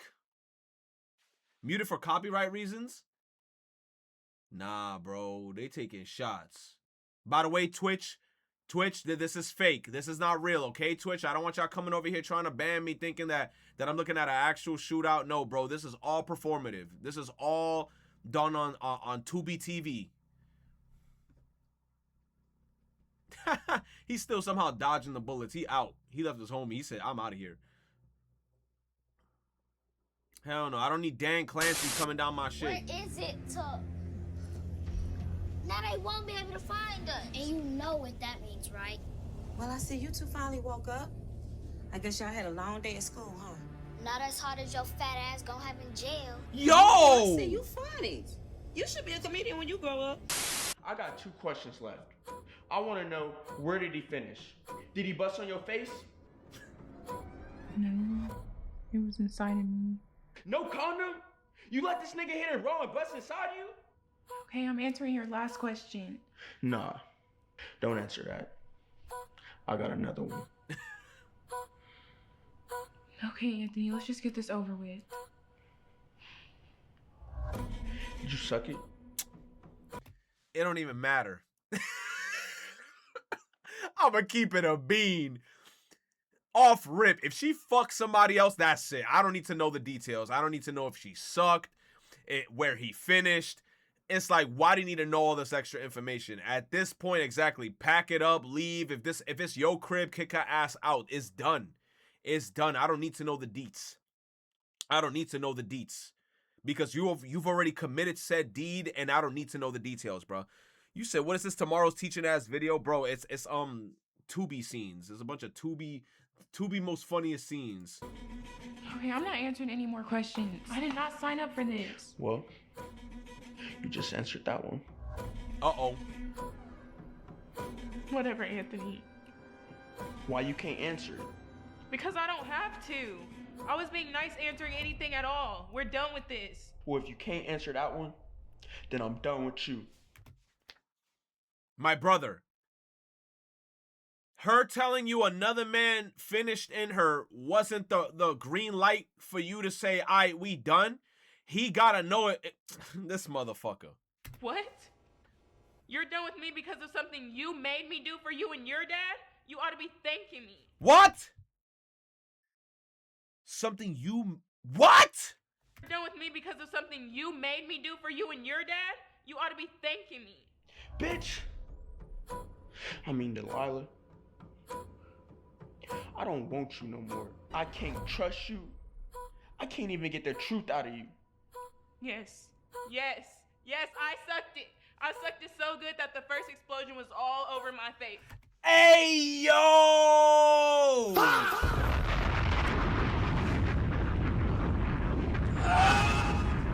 Are you happy now? You got the truth. It was the best sex I ever had. That's what bro needed to hear. He went Super Saiyan at the end. That's what he needed to hear at the end, bro. That's insane, bro. How would you wrap an N64 controller shorts? Okay, me, right? I'm not gonna lie. Hold on. I'm gonna have to actually draw it for y'all. Give me 1 second. Give me a second. Give me a second. Paint. Bro, an N64 controller. Right? Hold on, bro. Hold on, bro. All right, hold on. I need how do I make the brushes? How to change the brush size? All right, fuck it. Right? N64 controller. It's looking like this, right? And then it's like, I kind of fucked that up, not gonna lie.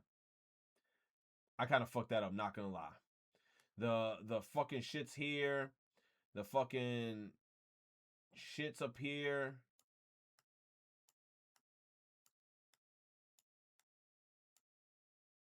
Nintendo. Right? If you gonna wrap this shit up, I used to rap it like this. Horizontal, like this. Or it could go the other way too, like the other way, like this. That's how I rapped it. I rapped it horizontal. That's it. That was my way of rapping it. If you rap this shit off the dong, like you see the dong down here, if you rapped it like this, nah, you crazy if you rapped it off the dong, bro. If you rapped it off the dong, that's a big ass. Okay, let's see this video, bro. There's no way you rapped it on the dong. Hold on. How do you rap a You see? Nintendo 64 controller? I did it on 2. 2. Okay, I think I've done it like number 4, but I ain't gonna lie. Like once you get to like 4, it's kind of looking like some bondage shit. 4 and 3 looking crazy. I just do it 2.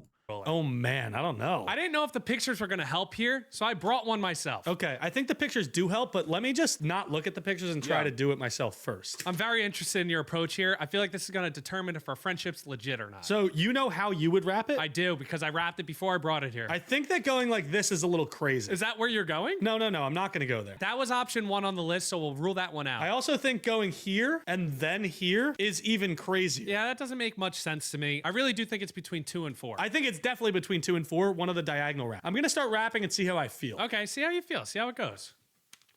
Yeah, this is feeling good. That feels all right? It feels all right, yeah. I'm gonna try doing this. I feel like you could tell the whole personality of someone based on the way they wrap their controller. I think I would just go like this. Oh, Brian, I thought we were gonna be aligned. Oh, come on, bro. Nah, because it's in one direction. Why gotta make a whole X knot? Like, what the fuck is this? Paper Mario 1000-Year Door? I'm throwing X knot signs out here, bro. Just coil it up in one shit. Here. I just feel like the other way, it takes too much time. Yes, and I it feel does like this actually. No. He's spitting. It does take too much time because now you got to do it in one direction. Now you got to change the directions. Just keep it all in one direction. You said symmetry.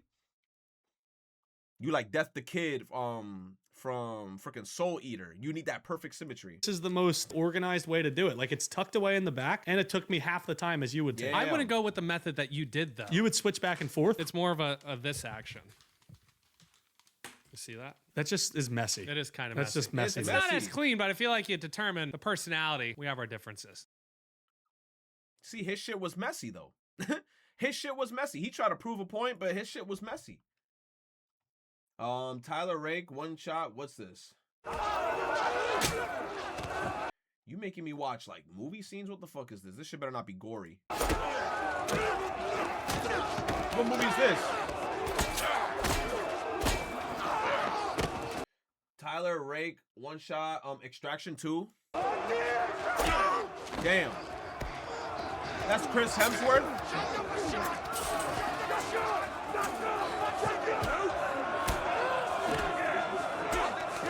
Damn, imagine being in a giant prison and this shit happening. Damn, back you heathens, back! Doof, doof. Doof, doof. Nah, you got infinite ammo in that shit? Get out of here.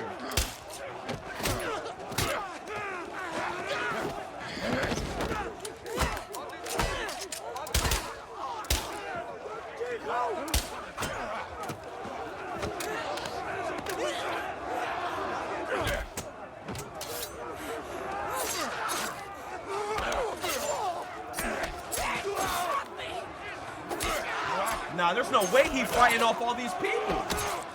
I mean, he is Thor, but damn.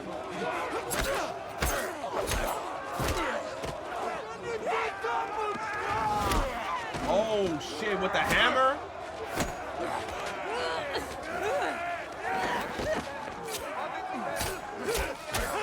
Ooh, all in the tummy. Oh.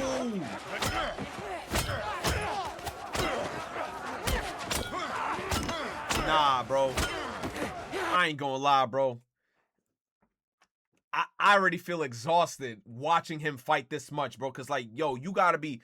Cause think about it. He doing one shots right now. Like each person he hitting, they get knocked out at one shot. So he putting every fiber of his being in each force. I'd be fucking tired. You said I could do this, Capri Sun. You know what? Thank you for gassing me up a little bit. Hell, shit. You know I can't do that shit. My short ass gonna be swinging. I'm be tired. Bro, I'm be cooked. They got ride shields in that shit too. Hollow Bastion, 1K heartless ass fight. And bro, and the whole time he defending this woman. Hell nah, bro. I would have looked at her like, shorty, you better run. You better run.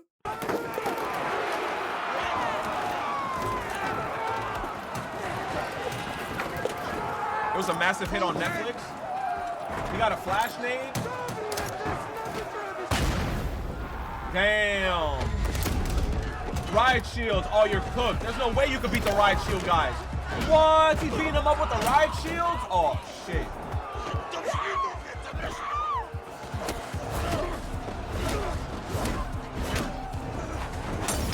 Molotov.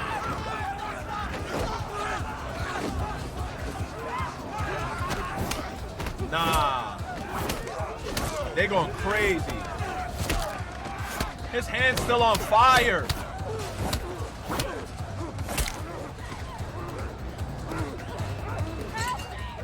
Oh, with a freaking dumbbell? Ooh! He told me to find the reason I fought my way back. Nah, dumbbell to the fucking, oh my God, to like the nose. He caved in his whole nose.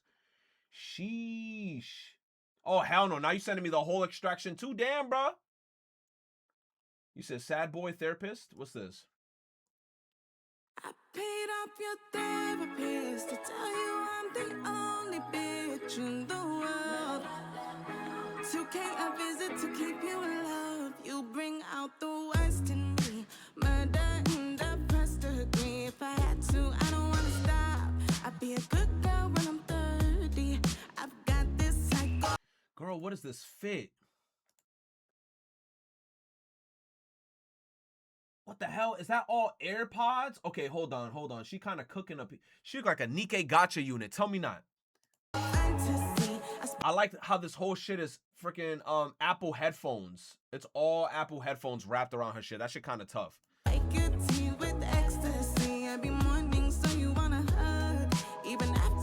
You said nah? She got like this look at this. She got the bottoms all exposed, kind of like the winter Blanc. We do the dirty. Your friends are laughing because they think that I'm just the craziest. I'm kind of laughing at things that I do for amazing day. I paid up your therapist to tell you I'm the only bitch in the world. 2K a visit to keep you in love. I paid up your therapist. I let my boys oblivious. I'm that girl. That's why I did it for us. It sound good. It sound good. It's catchy. It got a nice hook. I like it. What's her name though? Name is Sad. The song's called Sad Boy Therapist. It sound good. You said the charge port in her coochie. Hey, your birthday, your domain expansion. All right, my shit's in March. Okay, Cruel. Okay, what's my day? Cruel Utopia year. Cruel Utopia of the Pure Sea. Yo, that should sound crazy. Cruel Utopia of the Pure Sea. Shit. That should sound kind of crazy. Golden Void. NASA warns that there's a 2% chance of asteroid hitting Earth on February 4th. I don't like those odds, bro. That's gotcha odds. Because some of y'all in the chat got Snow White. And that was a 1% chance. You telling me there's a 2% chance this shit could hit us? I don't like those odds, bro. I don't like those odds. Hell no. Misleading. NASA actually estimates the asteroid 2023 is 1 in 560. Okay, it's not 2%. So it's 18%, aka 1%. Updated odds 1 in 770. That still doesn't make shit better. So it's 1%. So it's Snow White odds. That's still kind of scary. Breaking, a ring of fire. Eclipse is coming February 17, 2026. A rare solar eclipse. Again? It's only visible from a small part of Antarctica. Who the fuck made this post? All Day Astronomy. I'm about to leave a message to the person, be like, you bitch. How the fuck you gonna make a post like this and then it's like, oh, you can only see it from Antarctica? Who the fuck lives in Antarctica? Here comes Electric Line. He'll about to be like, me. I live in I live in Antarctica in an igloo with Wi-Fi and internet. Ronin posting lies. Good morning. Let me see. What is Japanese wrestling? Damn. Oh, it should have been me, not him. It's not fair. Someone in the chat said, tap me in. Yo, tap. I'll be there like, come on, my turn. Next thing you notice, I get tapped in, and then she taps in the person she got on her side, and it's fucking Rakishi. I'm gonna be like, no! Like, get me the fuck out of here, bro. Like, Rakishi gonna show up. I'm like, let me lose that match. Time to gear up. Subway Surfer City. Wait a minute. Subway Surfer City expands. Wait, we got a new Subway Surfer. New gameplay mechanic. Say on God. We got new Subway Surfer mechanics? Say on God. Come on.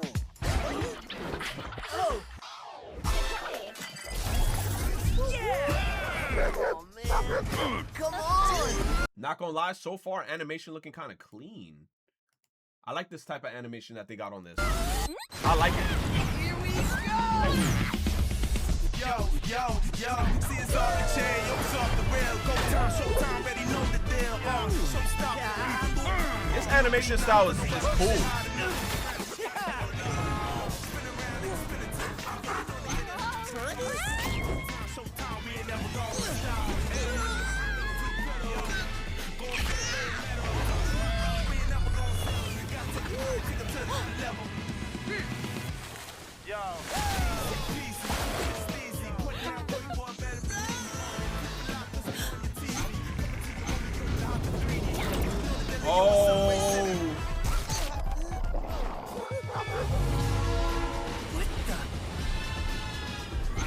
Oh, I remember him. He's like a costume you could get. Yo, there's a lot of references to the costumes that you could get in the game, bruh. I remember this one. That's so cool.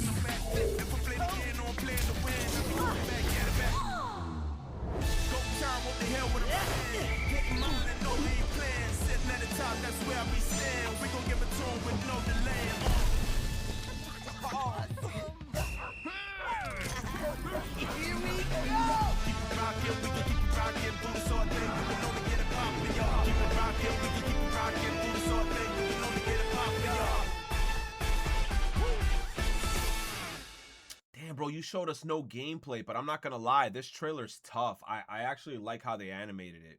Very cool animation style. I can't wait to see gameplay. Is there gameplay? There's no way we get Subway Surfers 2 before GTA 6. Oh, God, bro. Yo, for real, bro. We getting everything before GTA 6. You said get them off YouTube? We're so fucked. Wait, what's going on? The real footage of my fight with who? With Brad? We're so fucked. Wait, what?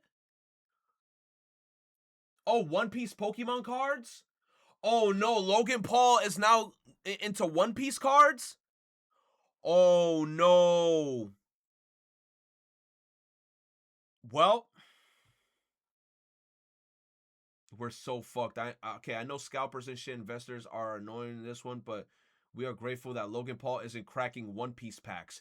He said this in January 6th, and then like a week later, then Logan Paul started cracking One Piece cards. Bro, you jinxed it. Yo, he jinxed it, bro. He jinxed it.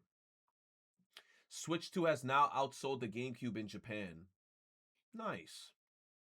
Sony Cat Toro Astrobot and Ape Escape Monkey are the mascots for PlayStation in Japan. And I'm not going to lie, I fucking love that shit. I love this cat. I love Astrobot. I love Ape Escape. I love how Ape Escape, though, the monkeys with the PSP. That's fucking cool as hell. Sackboy found dead in the pond. No, Sackboy! Look what they did to him.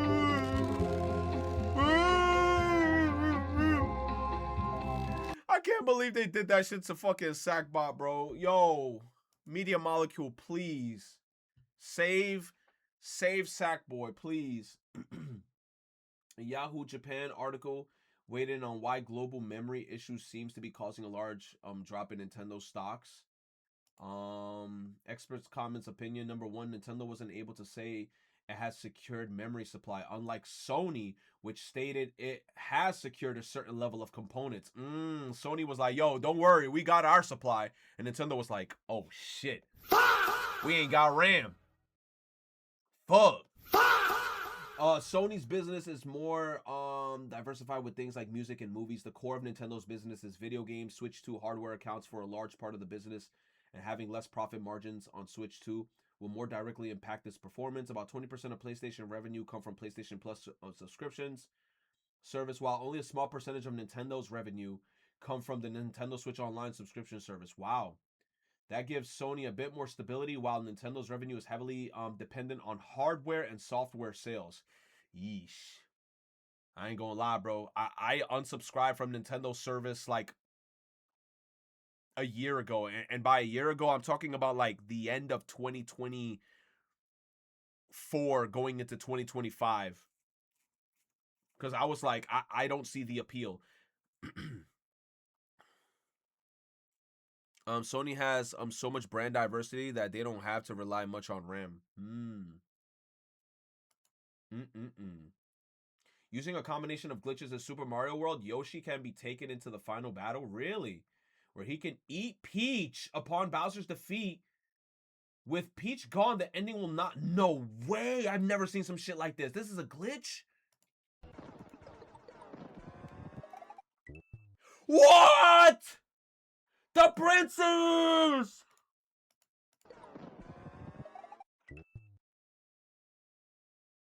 Why Yoshi face look like that? Bro, eyes roll back. Bro, this Yoshi face like... What the fuck? Bro, look like he hitting a Hego. Fuck. Nah, dude. What? Why Yoshi face look like that? He ate the princess.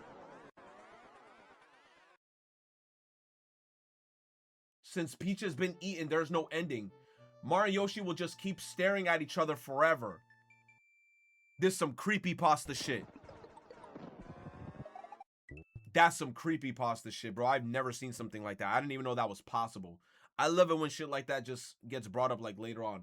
Retro 2026 bingo card. Most of these are not happening or are impossible, but fuck it. Let me see.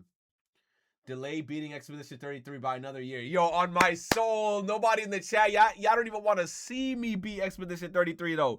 Because ever since Expedition 33 won so much awards, everybody hates that game now. No kizzy. Yo, Folds for Steam Cube console. Not gonna lie, I don't think I'm gonna hit that one. Because after I spent the money on this new PC, not gonna lie, there's no reason for me to get the Steam machine now. If I was still using my last PC and I never got this, then I would have thought about getting the Steam machine, but nah. You said, who's we? I don't know. You and me, Celestial. You and me. Returns to Mario and Luigi Brothership. LOL? Okay, does all routes and 100... Bro, all routes? Yo, you guys... They said all routes. Another year of no Splatoon. Yo, every time I stream Splatoon, y'all hated that shit. Now that I haven't streamed Splatoon, yo, chat, did the entirety of last year I haven't played Splatoon once? Oh my gosh. Yo, we haven't played Splatoon in mad long. You're gonna be unemployed soon. Get on 100 line. Oh my god. Attempts multi-streaming again. You know what? I could attempt multi-streaming again because you know what I want to do? Chat, tell me how I forgot that I had auto pay with the Twitter X subscription. You don't know how mad I was when I woke up like, what day was it? It was like in the beginning of January, bro. All I saw was like a huge transaction taken on my account. And I was like, no! I was like, oh my God, why'd I had auto? Bro, this year I gotta make sure I turn that shit off. The only reason why I even got Twitter X last year was to stream on Twitter. And then they fucking, I don't know what happened. I was just never able to stream on Twitter again. And everybody else could except me. Used to show us a pic of you back in 2016. I don't even know. I might have to look up one of my old vlogs. What's up, Stardust? How you doing? Man, okay, doesn't play a single Nintendo game this year. That's crazy. Did I not play no Nintendo games last year? Yo. Gets a Nikkei sponsor. Yo, Nikkei, hook me up, bro. I ain't gonna lie. I be playing y'all games and I be gassing you guys up. Cooking stream. And I ain't trying to burn where I live, man. A-Lord Akari comeback. I think A-Lord got to be in the chat as like an alt already. Uploads a YouTube video. Damn, I need to get my video editing software again. Yo ho, yo ho. Okay. Late night Dr. Stone streams. You know what's crazy? That is insane that you even said that. Because I was walking home today, and all I had in my head was, Ohayo Shikai, good morning, whoa! Just, and I deadass was like, yo, I gotta get back into Dr. Stone. I kind of missed that show. I want to see Senku's goofy ass laugh. And I want to see that motherfucker with the dildo fingers hitting the fucking, I want to see that motherfucker hit the, so, let me see. Plays Black and White 2. 1% chance, 99% faith, bro. You know how hard that game was? You know how hard that game was, bro? Doesn't buy a Switch 2. Yo, Kless already lost. Kless thought I was going to buy by the end of last year. Hell no. This year, I still got no plans of getting a Switch 2. Bad, atrocious, retro versus chat argument. Bro, I feel like we have at least one of those every year. FNAF Marathon, bro.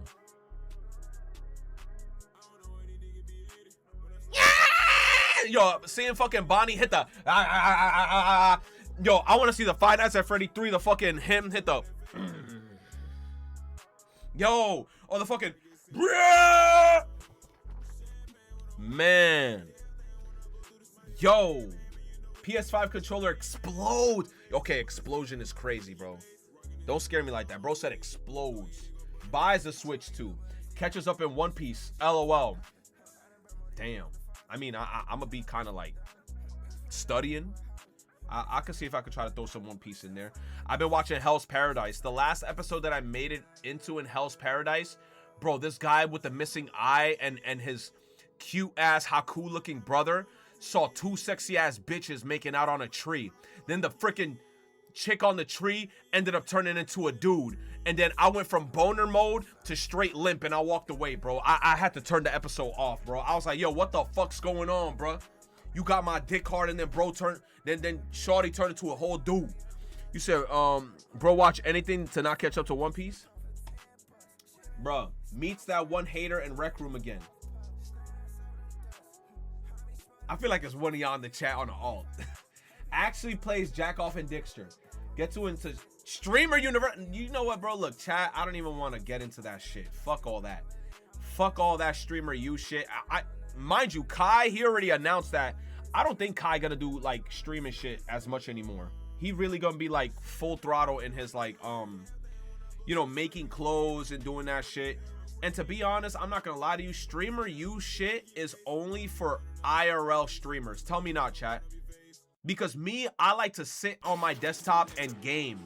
I don't like going out and having a fucking camera everywhere I go. I'm not that type of person. I love to just desktop stream, bro. Sit, chill, talk with the boys, look at funny shit. That's the old school way of streaming. The new school way of streaming now, everybody want to be outside. I'm like, I don't want to be outside. Especially with how crazy the world is and the political climate and all this crazy shit. I'd rather stay in my house. I'd rather stay in my house. You forgot you playing Danganronpa 2x2. Danganronpa 2x2. I don't know. I already played Danganronpa 2 though. You said Your Rage was my last hope, but he's IRL too. I feel like everybody wants to be IRL, and to be honest, it's like I'm more of like an old school streamer. I like being in my computer. A lot of people don't like being in front of their computer now, like the new school streamers, but it is what it is. Gets into Stream University, replace a Kingdom Hearts game again? Nah. If it is, bro, it's KH1. I don't know why I like KH1 so much. Even though KH2 is objectively the better game, I love hopping back onto KH1. You know what it is? Traverse Town, bro. I love Traverse Town. I love Traverse Town. Destiny Island and Traverse Town, it's something about that place, bro. Every time I go back there, I'm like, yo, I feel like I'm a kid again. And like young Sora is like, he the goofiest one. And I like young Sora, man. I feel like he's like freaking cool as hell. He used to be like, I gotta find Kairi and Riku. Finally beats Metaphor. Okay, that's a good chance of that. I'm not gonna lie. 15+ hour stream. God damn, y'all want me to do a 15+ hour stream?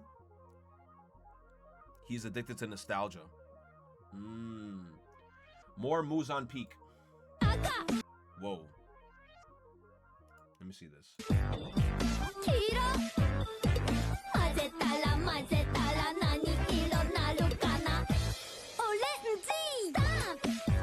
Damn! Look at that Doro! Is that E-Leg? No, that's Aid. Oh, that's Peanut. Oh, I said Aid, and then I thought of Ave, like grave, and then I'm like, no, it's Peanut. Yo, you killed. Wait, she has antennas on her head? I don't remember what antennas. She really was with everyone. She was a hoe? I'm never for real. For real, she was with the Flying Dutchman too. Hey, hey, I'm so used to being used. So it took us 3 days to make that potato salad. 3 days. Damn. She was the same one that said, oh, now the talking cheese is gonna preach to us. Yo, I fucking love SpongeBob. How boomers destroy Gen Z's future. We were told to go to school. Oh, okay, let's watch this shit, chat. Let me actually get myself some ice. Wow, that shit sounds crazy. It's like you can't even say the word ice nowadays without like motherfuckers being like, being on some like what do you mean by that? No, like actual, I need to cool my drink. I need some seltzer water right now. I need some shit. You said boring. Well, guess what? Joshy Washy, you're gonna watch it with us right now. You're gonna watch it with us right freaking now. Let me get some ice. My head spinning while in every beat. Hold up. Hell yeah. This big where I need a jet ski. Hell yeah. I'm so high, I don't need you to catch me. Hell yeah. Bitch, I'm fine, I'm moving jet ski. Better my son. They wouldn't be there, they would know me. Back to the place. It's gonna go find out never read. I wanna get high. You know I got the best tree.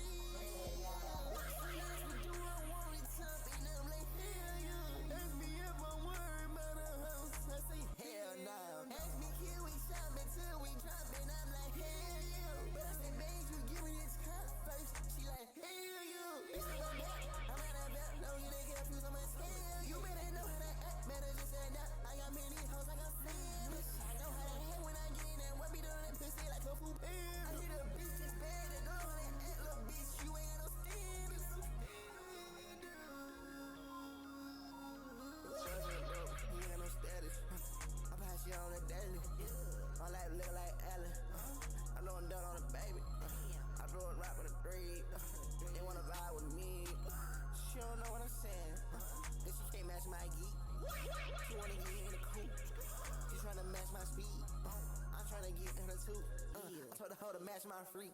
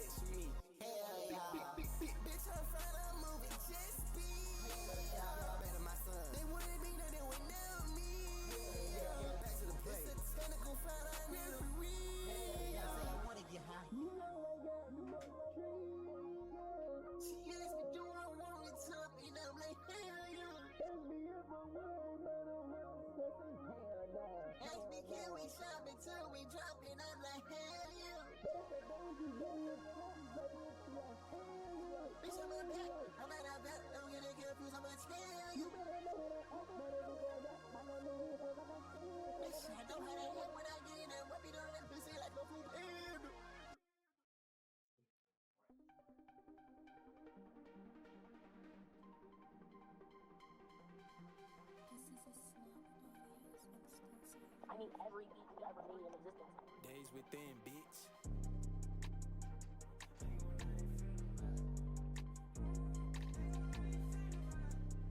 Oh my God.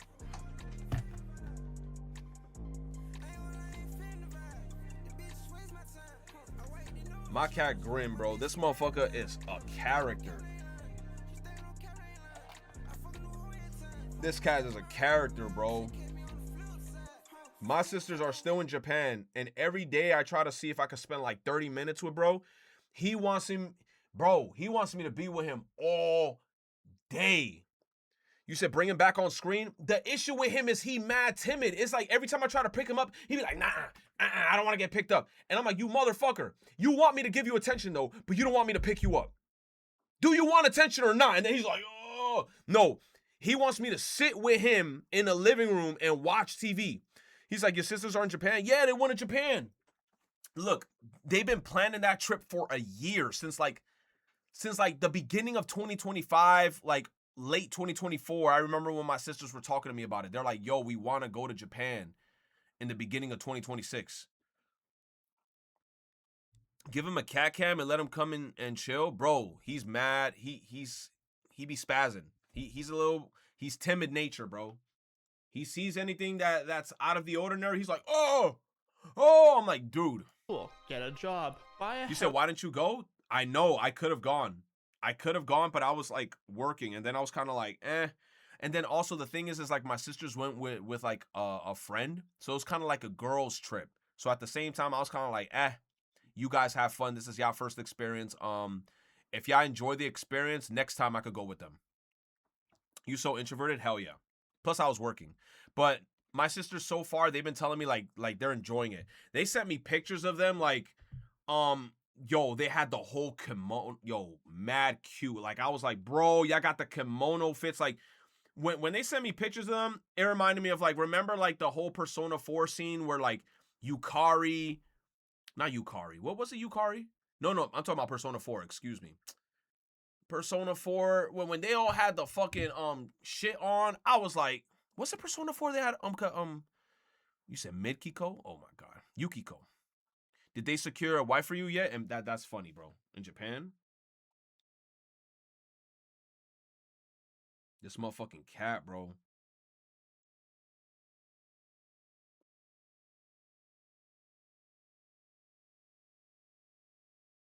I was like, I'm about to be like, let me try to bring him here. And I'm like, nah, fuck that shit, bro. Like I ain't doing all that extra shit. If he doesn't want to get picked up, I'm not gonna force pick him up. Then retire, and this is what was promised to us as long as we just worked hard. But now, getting degrees feel like we're being robbed. That's why I fuck with Jeff. Yo, and that cat is still alive, and I am not looking forward to the day Jeff dies, bro. And look, Jeff in human years is 17 years old. I searched it up how old 17 years old in cat years is. Bro is technically in cat years 88 years old. This fucking cat, bro, I've had that cat since like high school. I feel like even junior high school, bro.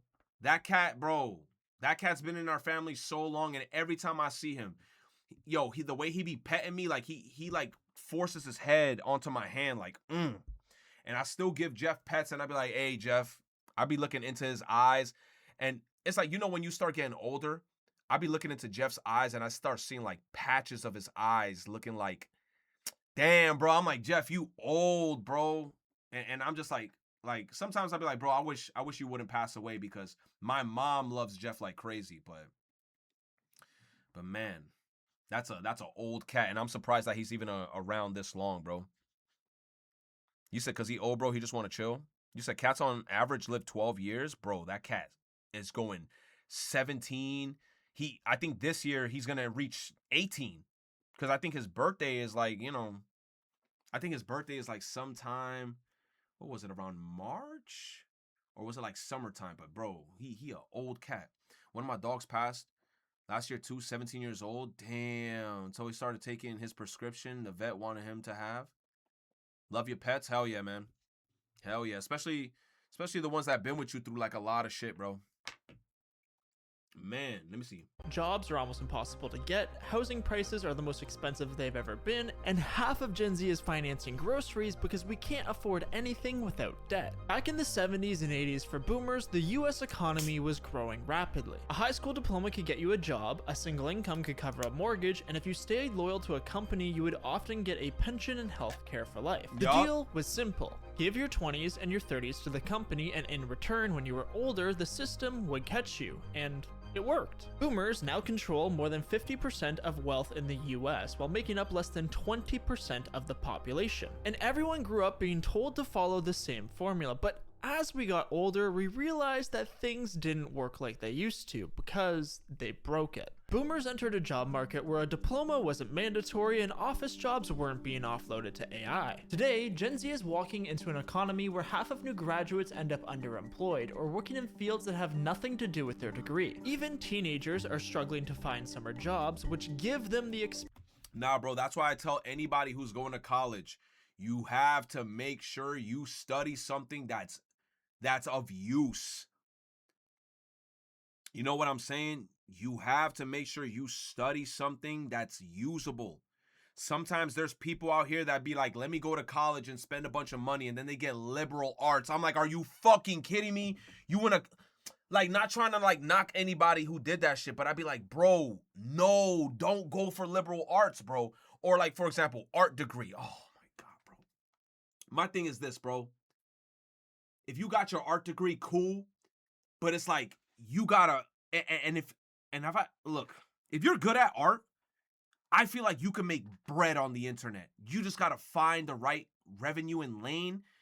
It's like, for example, if you're good at art and you like to draw furries, you can make bank on Twitter. You just gotta put some good shit, open commissions, and if your art is good enough, you could actually make good revenue, especially if you're consistent with your art and you enjoy your craft. There's a market for everything. There's a market for everything on Twitter. You say, are you calling my communications degree mid? No. No, what I'm saying is that you got to make sure that you study the right shit, because there's some degrees that high key are useless. Like, you could have it and say, yo, I got a bachelor's in this. And then anywhere you go, they'd be like, bro, you can't do shit with this degree. Drug dealing degree? That's crazy, bro. I regret going computer science, but I'm too deep into Switch. I mean, computer science is still, good in a sense. But the thing is, too, is I feel like from what I heard that the computer science department is very oversaturated and it's very competitive now, because there's a lot of people getting like computer science stuff right now. But I mean, at this point, the only thing you can do is, since you're so deep in, is try to complete it, get that degree, and definitely try to do things like try to get certifications that'll make you stand out from other people with that degree, because you got to constantly keep on building on that degree. Because some people will just be like, yo, I got this degree. And I'm like, no, bro, I have this degree. I also have these certifications in this, that, the third, stuff that can like make your resume even look better. And then it's just like, you just got to keep grinding, bro. Experience they're supposed to have. CS is very oversaturated. Not to mention the fact that now college graduates on average leave school with $40,000 in federal student loans. But things get worse, because even with this overpriced degree, chances are you still can't get hired with it. Recently, a survey found that 90% of employers will not hire new graduates, citing they would rather fill the positions with freelancers, retired former employees, AI, or leave the position unfilled. And the graduates who do get hired, well, 78% of them get let go within a year. Now, to be fair, boomers have dealt with their fair share of issues too. There were oil shocks in the 70s, double-digit interest rates. I ain't gonna lie, chat. I would never want to go to some shit like that. Dealt with their fair share of issues too. I feel like this is one of the scariest shits. Like, that shit creeps me the fuck out. It's just a giant shit in the ocean. What is this? Chad, what the fuck is this? I've seen them in like those video games. This shit's scary as fuck. Oil shocks in the 70s, double-digit. You said scary till that paycheck hits your account? Yeah, that shit probably crazy. They probably pay guap.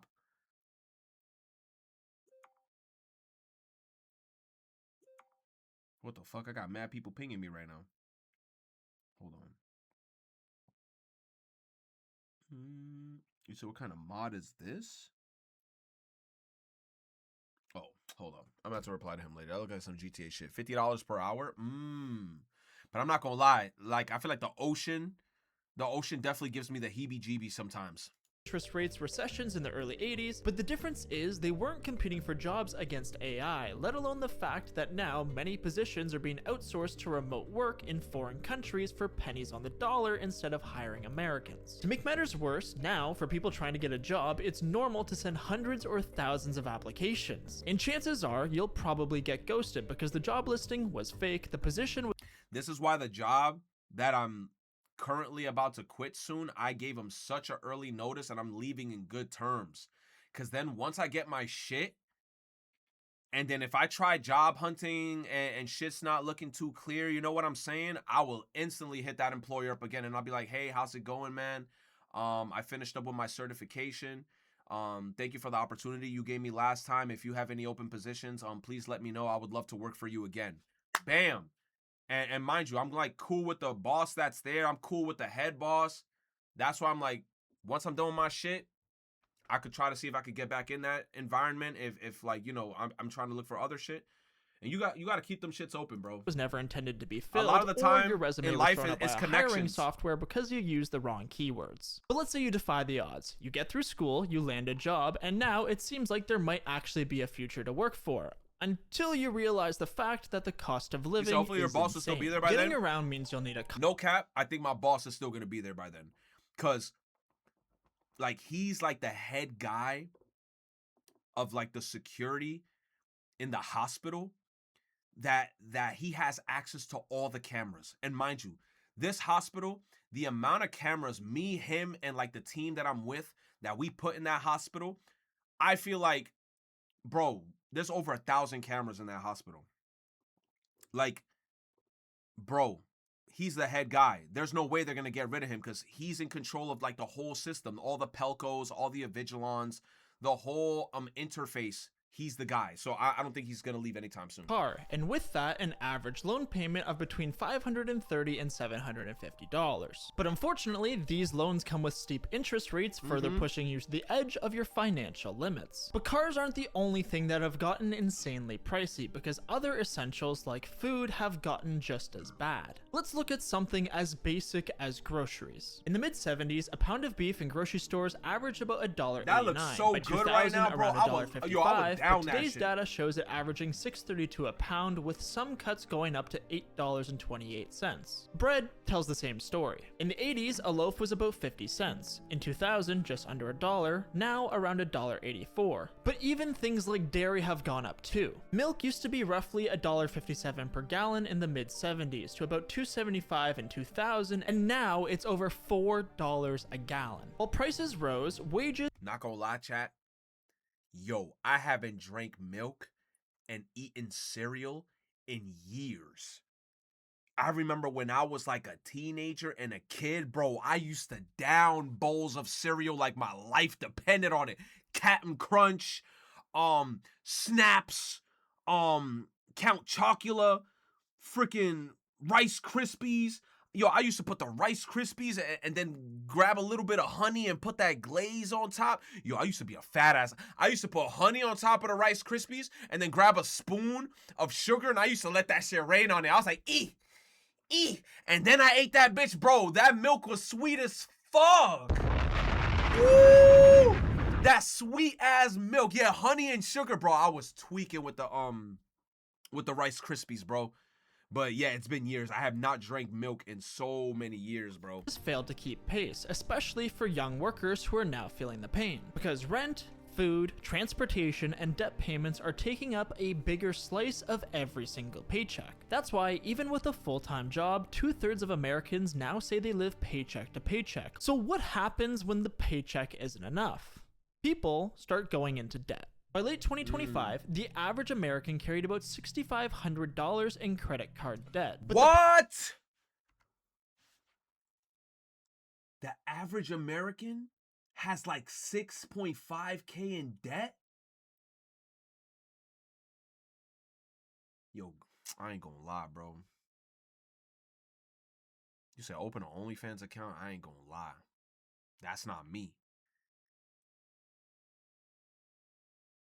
The only debt I got right now, mind you, and I'm slowly paying off my PC I just bought. I probably got like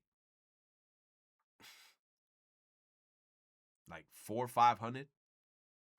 And I'm like, and I take my time paying it off because I don't got no APR. You know what I'm saying? Because I'm in that period where it's kind of like, they're like, hey, you can slowly pay it off. You don't got no APR. But once they start telling me, yo, APR about to kick in, I'll be like, say less, I'll pay that whole shit off.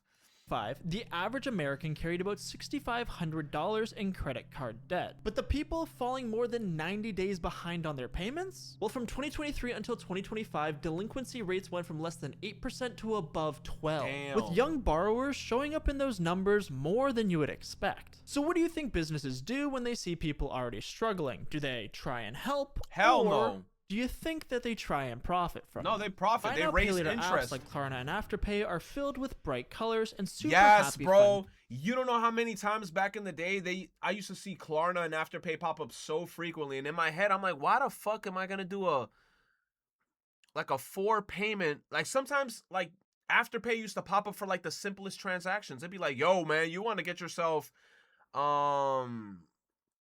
I don't know, like you got like some essentials and shit. They'd be like, use Afterpay. I'm like, no, bro, I'm gonna pay that shit off now. Marketing about breaking single payments into smaller ones to Yeah. make things easier. But in reality, these services are training wheels for racking up debt. Yeah. In 2024, roughly 44% of Gen Z reported using Buy Now, Pay Later. And by 2025, more than half of Gen Z use it more than traditional credit cards. You said they just dropped 100 line 2? You cap it. But the scariest part is that it's not just being used for shopping. About a quarter of all Buy Now Pay Later users across all ages are now financing food, while a shocking 41% of them made at least one late payment in the last year. And you're probably thinking, how is Buy Now Pay Later bad when you could break up one big payment into smaller ones? Surely that's good, right? Well, the problem is that some You Buy said Now Klarna Pay helps Later with my medicine. I pay about $145 a month. That's not bad. And as long as you're on top of it, you know, like you don't wait on it and stall it, and you actually like, you know, do your payments on time, then you should be fine. But I feel like the issue with people is like they just like forget about it, and they're just like, eh. And then it kind of like puts them in this state of just like, I'll do it tomorrow. Like I feel like it just boosts what's that word? Procrastination, where you're just like, I'll do it another day. I'll do it another day. I ain't gonna pay it off today. And then before you know it, you're like, oh shit. Wait a goddamn minute. Hold on. What the hell is this? No way. 100 line 2? Key Vision. No way 100 line was that successful that they're having a part 2?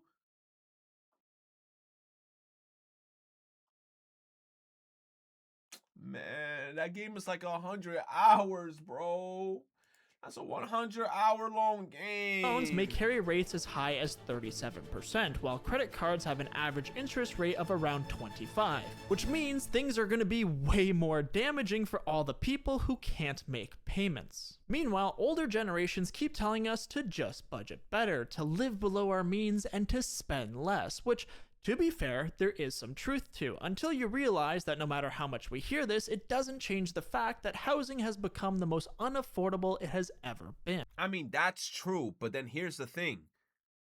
That thing you said before where it's like budget better, look, chat, I personally know people that they just are terrible with budgeting.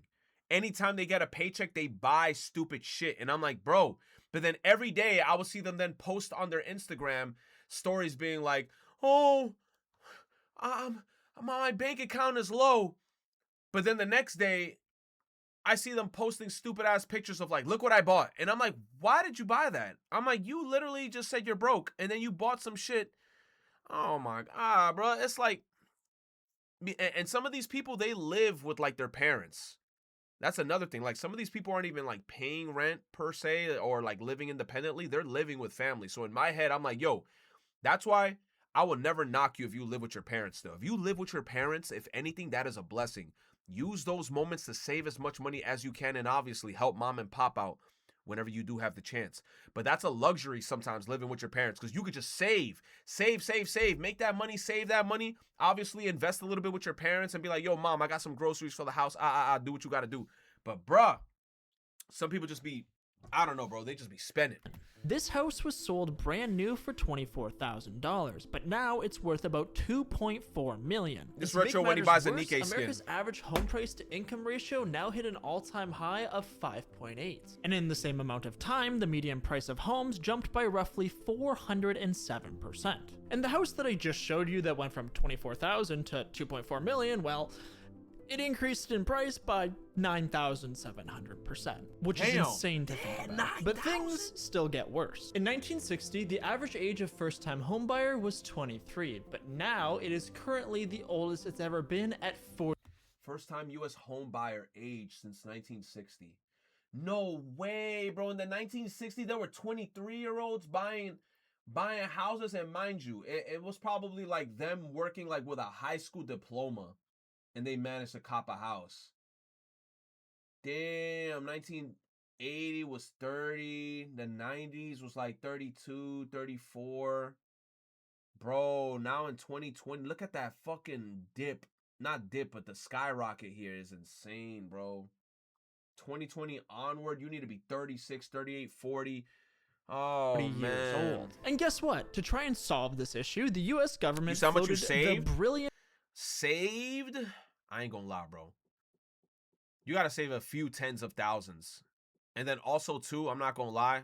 I think I let chat know already like a bunch of times. Like, where I'm living at, shout out to mom and pops. Shout out to mom and pops. Because this mom and pops. So, I'm kind of like in a situation where it's kind of like, I'm kind of blessed. That's why, like, me, if anything, I be telling my mom and dad, like, I be giving them the most praise. I'd be like, yo, mom, pop, I fucking love y'all to death. I'll take a bullet for y'all type shit. That's why I just always do that shit. You said they're helping you with the bills. Not necessarily. It's kind of like I'm living at a location because my mom and pops, they basically own the location. And mind you, that was like because my mom and dad bust their fucking ass when they were younger. They were busting their ass grinding. And then now the situation that we're in today, that's why like me, anytime my mom and dad ask me for anything, I'm gonna do that shit. But obviously in scenarios like this too, you gotta like make sure you stay safe. And that's why even now that I'm in the scenario that I'm in, I still save. I save. I don't really go out and buy a bunch of shit as much as I would like to. The last splurge purchase I made was the PC because I was like, the other one I had it for 10 years. But yeah. Like, but I know a lot of people, they don't have like the luxury sometimes that I have. So it's definitely really hard. You know what I'm saying? Idea of intergenerational debt, aka the 50-year mortgage. Imagine buy now, pay later, but for a house that you're never gonna be able to pay off. Just for fun, let's say you have a $600,000 principal at 6%. For a 30-year mortgage, you'd be paying about $3,600 a month and about $690. Wait, 30-year mortgage at 6%? That's insane. Yo, oh my God. And I remember when motherfuckers was talking about like, bro, when I started learning a little bit about mortgages, and I remember at the time, like back in the day, we thought 4% was high. 6% is crazy. Monthly payments, 3.5K. And if it's like a 2-family house, you're gonna have to make sure that each person, because if people are renting in your house, you gotta make sure that they're at least covering a huge portion of the mortgage, or at least the mortgage itself. $1,500 each, that'd be about $3K. So, I mean, realistically, in New York, you could easily charge for like a 2-bedroom apartment about what? About 2K. 2K each, 4K. You make about 500, 400 profit. But then that doesn't include like, you know, heating, electricity, a bunch of like shit that you need to take into consideration. That's why when you rent down the top and bottom, you have the renters pay off the mortgage. Yes, 100%. And then like if you're smart enough too, if you do own a home, you could renovate the attic if the attic is big enough, and then you could also have that as like an extra space where you can charge them more, or you could renovate the basement. Yeah. Property taxes are a bitch too. Insurance, maintenance, bro. There's a lot of shit that goes into like owning a home too. Like even I don't even know that much shit. But it's kind of like, bro, we're in a scenario where it's like, fuck, bro. It's just so much shit that you gotta know. It's hard, bro. $80,000 in total interest. But if you went, yo, monthly payments is 3.5K. Total interest is 6,900K. Total paid over 30 years. Damn, 1.2 mil. For the 50-year mortgage, sure, you would save about $400 a month on your payments, but now you would need to pay a shocking $1.29 million on interest alone. To make matters worse, this will actually cause housing prices to increase in value, because lower monthly payments mean more. Also, chat, I'm not gonna lie, in New York, the scariest fucking thing as a homeowner in New York is either having one, a squatter, or two, a motherfucker that just doesn't want to pay. Because that happens. That's like the scariest shit as like a homeowner. Imagine somebody renting out your second floor and then they're just like, you know what, bitch, I'm not gonna pay. And then the thing is, to get them evicted in New York, you gotta go through a whole process, bro. They be like, bro, it's gonna take you 2 years sometimes to get them to get them fucking evicted. That's the scariest shit ever, bro. And then it's like you can't do anything to them. I ain't gonna lie, bro, I'm grimy. I'm throwing a mustard bomb up in that bitch, bro. I'm not gonna lie.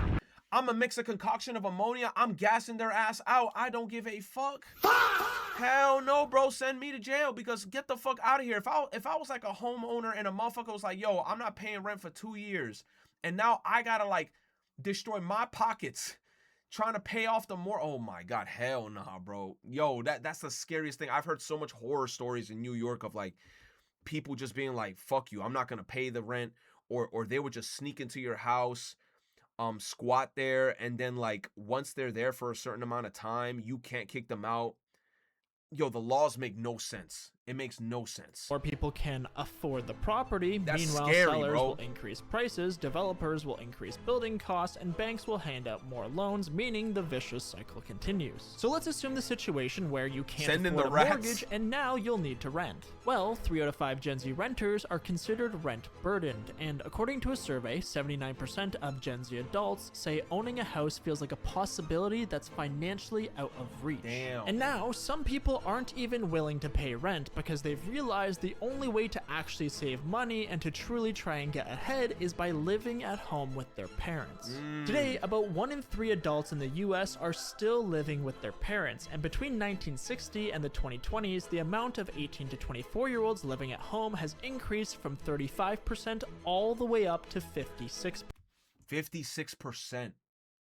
And that's why I'm saying, yo, I'm not even going to knock it. Sometimes you got to stay with mom and pops. But obviously, you know, like, I don't know everybody's relationships with their parents. Sometimes people got bad relationships with their parents. If you got good relationships with their parents, obviously just, you know, I know sometimes it sucks because I ain't gonna lie. Like, I remember when I started hitting like my mid-20s, bro, I used to be fighting my mom OD. Like, my mom used to be having me tight every day. Like, she used to do dumb shit like it'd be like 2 in the morning. I used to remember. Yo, Chai, I used to remember when I used to do the Persona 5 streams, and I used to be streaming late. It'd be like 3, 4 in the morning. I'm busting out like 15-hour streams.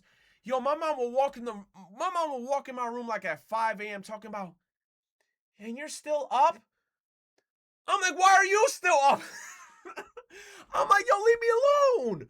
I'm like, no, but I can't lie, bro. I was a little bit loud, but it's like, still, it's like, yo, go to sleep. Go to your room and sleep. Let me freaking stream and shit.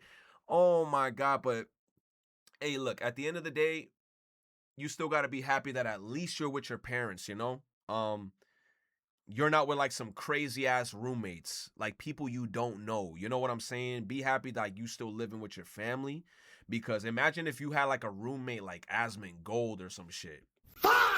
Like you waking up and you look in bro's room and all you see is a fucking mountain of garbage and roaches. Hell no, bro. I'd rather live with mom and pops any day, bro. I live with mom and pops any day. I'll even be like, yo, ma, you need me to do anything? Clean the house, get groceries? I got you. I'll pitch in. You say he dirty as fuck, yo. But in my opinion, this isn't even the worst part, because the thing that I take the biggest issue with is the fact that now, due to all the greed and financial irresponsibility, millions of people my age are struggling to start a family. In the 1960s, yes, and that's what I'm saying too. That's another thing. I remember a lot of people was like, yo, no, but then what I don't like about society, especially too, is then there's this thing, I feel like with the government, where they're like, if you have a lot of kids, then you can get a lot of money back when you're doing your taxes because you have a lot of dependents. But then I'm the type of person where I'm like, no, I don't want to spawn 3, 4, 5 children and know that I don't have the financial means to support them. And like, you know what I'm saying? Because having kids is fucking money, bro. I don't care what anybody says, bro. Having kids is bread, bro. Enfamil is fucking expensive. Diapers is expensive. And then you got to make sure that the baby don't die, bro. If the baby dies, you go to jail, my brother. It's like you got to make sure the baby stays alive. You taking care of it. You taking them to their checkups. It's a lot of fucking maintenance. It's not like taking care of a dog, bro. It's not like taking care of a dog or a cat. If something happened to your dog and cat, you know what I'm saying? If something happened to your dog and cat, if you stay quiet, hey, if something happens to your human baby, you going to jail. So it's like, bro, you said diapers alone is a fortune, bro, and then baby clothes. Ah, man. And then it's like, I remember like when people be like, yo, aren't you supposed to be starting a family and shit? I'm like, bro, you know how expensive that shit is to start a family? And then the thing is too, is that like in society back in the day, it used to be like if we're getting traditional here, right? We're going to get traditional here. Back in the day, it used to be like the husband goes out and work, the wife stays home with the children and shit like that. You used to make enough money to make that shit work. You can't do that shit anymore, bro. The wife now has to work with the husband. And then you got to leave the baby with who knows, your mom. You know what I'm saying, bro? It's a lot of fucking work, bro. Average age of first marriage was 22 for men and 20 for women. By 1990, it had crept into the mid-20s. In 2010, it was around 28 for men and 26 for women, but as of 2024, it is now roughly 30 for men and 28 for women. The oldest it has ever been, also cutting fertility rates nearly in half. And now, some adults are even choosing to be unpartnered altogether, because 40% of 25 to 54-year-olds are... That's me! I ain't even gonna lie! I ain't even gonna lie, that's me. Yo, I'm single like a Pringle. And to be honest, look, I'm chilling. Don't get me wrong, though. There be some days where I'll be like, damn, bro, I wish I had a shorty right here where I can hit the E. But then at the end of the day, I'm like, hey, sometimes that could be a financial burden. And sometimes, I ain't gonna lie, you don't want the horny to take over you and then you have an unplanned pregnancy. You know what I'm saying? Because that's the last thing you want to hear as a dude. I'm going to keep it a stack. The last thing you want to hear as a dude, especially in this today, in this society, is you cracking some cheeks. You hitting the... Then you hear next month, I miss my period. You miss what? I miss my period. Hell no, bro. You hear shit like that, you're like, oh my God, bro, my bank account is cooked. I'm fucking fried, bro. Hell nah. That's why a lot of the time now, bro, it's like, sometimes it's not even worth it, bro. I'll be like, man, where the owner hoe at? Bro, where that shit at, man? Fuck all this shit, dude. Like, single versus 29% back in 1990. And truly, the saddest thing of all is that these statistics are primarily due to financial reasons. Yeah, and now, everything 1 in 4 millennials and everything is financial, bro. That's why I said, look, no kizzy. No kizzy. I've been saying this shit forever. If I had a shit ton of money, I would definitely have multiple kids. Like, if I had a shit ton of money and then I found somebody where I'm like, yo, I actually fuck with you. I like your energy. You know what? You bring a light out of me. I would be like, yo, 5 kids. I would want to have like 5 kids, bro. And I want to see all the little Jimmys running around on some like, on some Promised Neverland shit. On some running in the fucking field. Hell yeah, man. Shit. Zers say they aren't gonna have kids due to their finances. Boomers 1 grew in up in a 4th, world yup, because kids cost money. Where marriage and kids in your early 20s wasn't just normal, but expected, with the economics to support it. Today we're living in 500 square foot apartments, seeing things get more and more unobtainable, all while having a wage that is barely keeping up with inflation. And I think I could speak for a lot of people here, we don't just feel ignored, we feel lied to. Instead of things getting better, every headline feels like a new record. Higher rents, higher grocery prices, higher interest payments, higher everything except our sense that anyone in charge is If a big booty Latina starts throwing it back on you like Meek Mill at the Diddy party, you will fold. I ain't gonna lie, I might fold in and give a little grind, right? Like if a big booty Latina hit my shit, I'll be like, but I ain't gonna lie, bro. Hell nah, bro. I'm gonna make sure I wrap that shit up because ain't no way, bro. I'm not trying to spawn nobody else. Actually listening. In 2020, In this when economy- the economy had crashed, governments printed cash like never before. You simply flooded the system with money. Yes, we did. That's another way to think about it. Where does it come from? Do you just print it? We print it digitally. That's bullshit. You see, they could just print money. They could just print money. Stimulus checks, bailout, whatever it took to keep the system from collapsing, and sure, it saved the markets and a lot of retirements, but these actions also turbocharged the value of assets, pricing out the next generation. And today, governments are stuck with making a decision that will decide our future. If politicians choose to finally rip the band-aid off and let the bubble pop, Nah. He danced like Aiden Ross. Fuck out of here. they'll destroy the comfortable retirement What? they promised their older voters. But if they panic at every sign of pain like Got that they've little been doing, goofy they will dance. pump even more money into the system, inflating things further. You said what's stopping me from printing money? Damn, bro, I need one of those machines that they got in the government. Making things infinitely worse for future generations. Only time will tell. Will they choose the people who have already made it and are going into retirement, or finally give the next generation a fair chance like they were? I feel like that's the only, because remember when I made that meme up where I said, yo, the new generation, yo, I feel bad for anybody being born now. Because you see how AI is now, yo, when those little Jimmys start getting older, oh my God, bro, they are not ready. They are not fucking ready. They're about to be like, oh shit. Oh shit. You said Money Heist plot for getting Ray. You say you got like 3 emotes. You said Lil Jimmy's on stream. Shit, no time soon. No time soon. Wait, let me see. That was a good video. I like videos like this because it's like it makes us We like, were told makes us like look into the shit. I like the format that he did it. Good video. Thumbs up, bro. Good shit. I like videos like that. Did a good job. Let me see. Hey, what time Talking to someone who always mumbles. were you going to the gym? Does anyone love you? How am I supposed to understand that collection of noises, man? You sound like a vibrator. And you know what's funny? I understood exactly what he said. I understood exactly what he said. Nick, do you exist just to confuse me? Are you still evolving? Why the talk, nigga, talk! Talk! Use words! I said I don't want to talk. You always trying to get me to talk when you clearly see I don't want to talk. Mickey Mouse! Listen to the way I sound. My fault. Yeah, go back to mumbling. Wouldn't want you to get sued by Disney. Ah! I don't sound like Mickey Mouse. I hate you, nickel. Whatever you say. I'll catch you at the clubhouse later, big dog.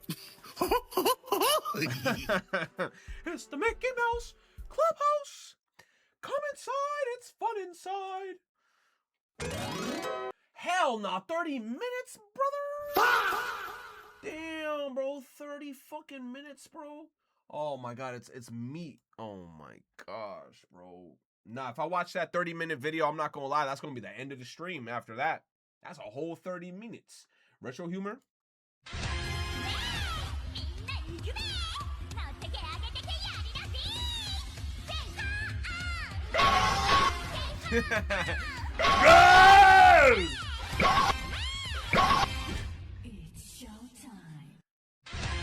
Bro, what? Atlas changed Persona 3 Reload. Persona 3 Reload is seen as one of the best remakes in gaming history. I loved it. Yo, I saw somebody actually like when I was on Steam and I was looking at like the forums. Yo, there was this one guy who left like the longest forum where he was like, I don't like Persona 3. I think Persona 3 sucks. I don't feel anything for the protagonist of the game. I was like, damn, bro. Like, how long did you even get into the game?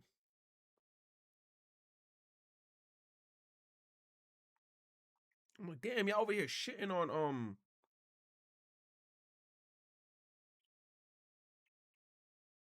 Hold up.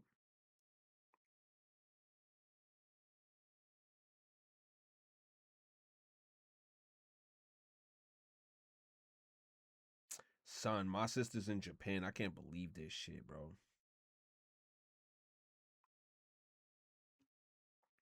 I think you guys seen my sisters in what's his name in like one of the IG stories when they were at the convention. Bro, they had the I'm gonna show y'all one of the pictures of like my sisters and her friend. Bro. Oh, hold up. So why didn't I go with them? Because I was working. I was working.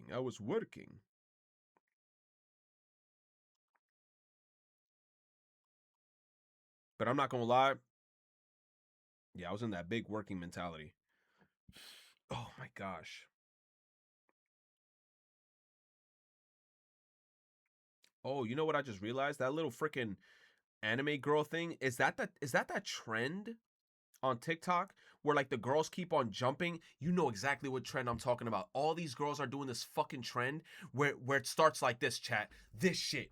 Every time I see that shit pop up on my feed, I'm like, roar! Get that shit off my feed, bro. Roar! You said, can you jump real quick? Hell nah, bro. I cannot jump real quick. But you know what? I'm short enough to do it if I practice hard enough. Look at my sisters in the kimono drip, bro. Yo. Hold up. When I saw the kimonos, I was like, I never call you guys cute, but y'all look so damn cute. I'm like, with the kimonos and shit. Oh my God, bro. Yo, and they were taking pictures of like all the shit. It looks so dope, bro. Bruh, I'm so jelly, bro. Oh, but my sisters, they were already getting me like Nikkei stuff. I think they already like, they got me like a little Red Hood thing. They got me some Persona 5 stuff. I was like, yo, I think they got me a Yosuke pin. I'm like, I'm gonna keep telling my sisters. I'm like, yo, if y'all see any more stuff, let me know. Oh, nah. Who the fuck is this? Oh, never mind. I got spooked for a second. Tell them to buy samurai armor.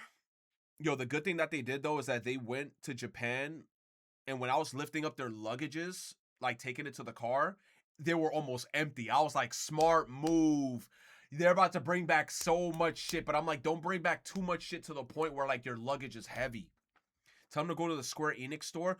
You said tell them to bring back souvenirs. They're already bringing me some stuff back, but I'm about to tell my sisters to, like, I don't know, like, to get me some cool shit. And I'm gonna tell my sisters, if I gotta pay them, I'll pay them. But I'm like, if y'all find some cool Nikkei shit, let me know. But some old school Persona fans hate this game. To them, it's not Fez, the definitive version of the original. That said, Atlas did censor a few things in Reload, and honestly, that means these contrarians might actually have a point. Take Yuko's social link. In the original, Rank 3 is relatable and pretty depressing. She talks about her insecurities as an athlete. She says she needs to stop eating between meals or she'll gain weight after the season. She compares herself to Mitsudo and Yukari, saying they're way prettier than her, and she calls herself too lazy to even go on a diet. Now, these are normal, albeit unfiltered human doubts, but in Reload, the entire rank where she talks about her insecurities has been removed. Now her character brushes off any problems between food and athleticism. The new Yuko is definitely more confident, but her story feels a lot more tamer now. And then there's a scene where Yukari takes a shower. The original has shots of her back, stomach, legs, you know, in case the player couldn't tell what she was doing, I guess. In Reload, it's all gone. Now you get shots of her clothes, the bathroom tiles, and her feet. I can imagine. I can imagine that one Persona 3 guy that's just like, nah, where are the back shots? I need to see the shoulders. What the fuck is this? What is this, a Tarantino movie? When Makoto and his friends go to the beach, the guys try to pick up girls and fail miserably. That's the joke in every version of the game. But in the original, there is this trans character. Akihiko notices that she's got hair on her chin, they all freak out, and cue Junpei's infamous line, "She's a he?" Reload completely removed this scene and replaced the character with a conspiracy theorist woman. Bro. I don't care, bro. Those scenes were funny. Those scenes were funny. Anybody who looked that hard into the scenes and got offended, I'm like, bruh, relax. Re-fucking-lax. If there was a joke in the game where they'd be like, yo, Dominicans are on banana boats, I ain't gonna lie, I'd fucking laugh. I'd fucking hysterically laugh if in a Persona game they said some funny shit like that. They'd be like, wait a minute. You're Dominican? And then a one character pops up and he's like, yeah, I am Dominican. And then Junpei be like, so you came here on a banana boat? Bro, I'd fucking die laughing, bro. I'd be like, no way they fucking said that shit. It's like, I feel like people getting offended, bro. We got bigger fish to fry. That's all I'm gonna say. Food theory, is expensive water actually worth it? Bro, Fiji water is ass. I hate Fiji water. The water in this bottle is 14 Oh, no, bro. Fucking 22 minutes about water? times more expensive than the water in this bottle. It's bullshit. I feel like everything is branding when it comes to water. Everything is branding and how the bottle looks. Because I think, isn't this like a glass bottle? It's all branding, bro. 14 times. And yet, it's supposedly selling the exact same thing, water. At 14 times more expensive, you'd be hoping for like gold leaf to be floating around inside of here or something, but nope, nothing, just plain old water. Clearly, this has got to be some sort of a gimmick, right? Well, that's what I plan to test today. Is the clear, flavorless, and odorless liquid we call water the same no matter whether it's coming from a square bottle or a cylindrical one? And when you spend more on a bottle of water, does that rich water actually taste expensive? Drink it all in, theorists. It doesn't, bro. It doesn't, because you could grab all those waters and put them in separate cups. And here's the thing, though. I could definitely taste the difference between Poland Spring and Deer Park water. Deer Park water tastes like shit. Same thing with, like, Fiji water and, like, Ozark. Ozark kind of tastes like shit. Fiji tastes like shit. Poland Spring is bussin'. I love Poland Spring. I could down a whole bottle of Poland Spring. Yeah. I typically only drink Poland Spring. Poland Spring is so good, bro. Liquid Death as marketing. Liquid Death, bro, I remember one time I thought Liquid Death was alcohol. And when I opened it and it tasted like regular water, I got so angry. I was like, there's no fucking way they have this bottle with all this branding and it's just fucking water. At the end of today's episode, your thirst for answers shall be quenched. Hello, Internet. Welcome to Food Theory, the channel that's always sparkling and never still. We've talked a lot on this channel about various beverages, sodas, tea, a little coffee. Bit of this. Heck, we even tried olive oil mixed into coffee. Still hate you, Starbucks, for Ew, I feel like that's disgusting, dude. Unless you mix it with the froth, olive oil, and coffee, won't it just settle at the top? for forcing us to do that one. But there's one drink that we've critically ignored over the years of food theory, and that is water. Outside of the one episode where we tested whether you could predict the temperature of water just from listening to it pour, spoiler alert, you can, water's been a pretty infrequent subject on the channel. And it's not hard to see why, right? It's water. There's nothing much to say about it. Didn't Matt Pat retire? That's what I thought. Of the surface of Unless planet this Earth. is an old H2O video. is kind of the GOAT of planet Earth beverages, but it's not particularly flashy. And yet, over the last 2 decades, bottled water has really exploded onto the scene to capitalize off of our collective thirst. In 2020 alone, the US bottled water industry generated approximately $22 billion in revenue. Billion with a B just for water. When I was a kid, you drank from the tap and you liked it. If you were lucky, you got to drink from the garden hose. But now, water's become so ubiquitous it's starting to feel like a fashion accessory. It is a matter of taste and of class. There are even trendy waters out there. You want a nice, crisp, balanced flavor, so no Dasani. I mean, just wrap your head around that. Trendy water. Dasani. Wasn't Dasani the water where everybody said that shit had like OD microplastics? I don't even know, bro. I also felt like Dasani tasted good, but then Dasani ended up getting a bunch of bad rep because of that microplastic shit. And of course, that also is going to come with a huge range of prices. A typical bottle of water today can cost anywhere between 50 cents and $5. So I just gotta know, is it worth it? If you actually drank all the different brands of bottled water blind, could you legitimately tell which one came from a natural spring out in the French Alps and which was bottled by the spigot out back of Coke HQ? Can your palate actually distinguish between different brands of water? And if so, does the more expensive water actually taste any better? Today we're making Stay Hydrated Bot proud by tasting 6 of the major mainstream water options out there back to back to back to back to determine once and for all who is the baron of the bottle, the sultan of the still, the leader of the liquid. TLDW, we did a scientific experiment to determine what the best bottled waters are, and I'm gonna tell you right now. Okay, look, when they talk about microplastics, how micro are these plastics? Are you talking about like I need to look at a microscope to see them shits? Very small. So is it so does that shit actually harm us?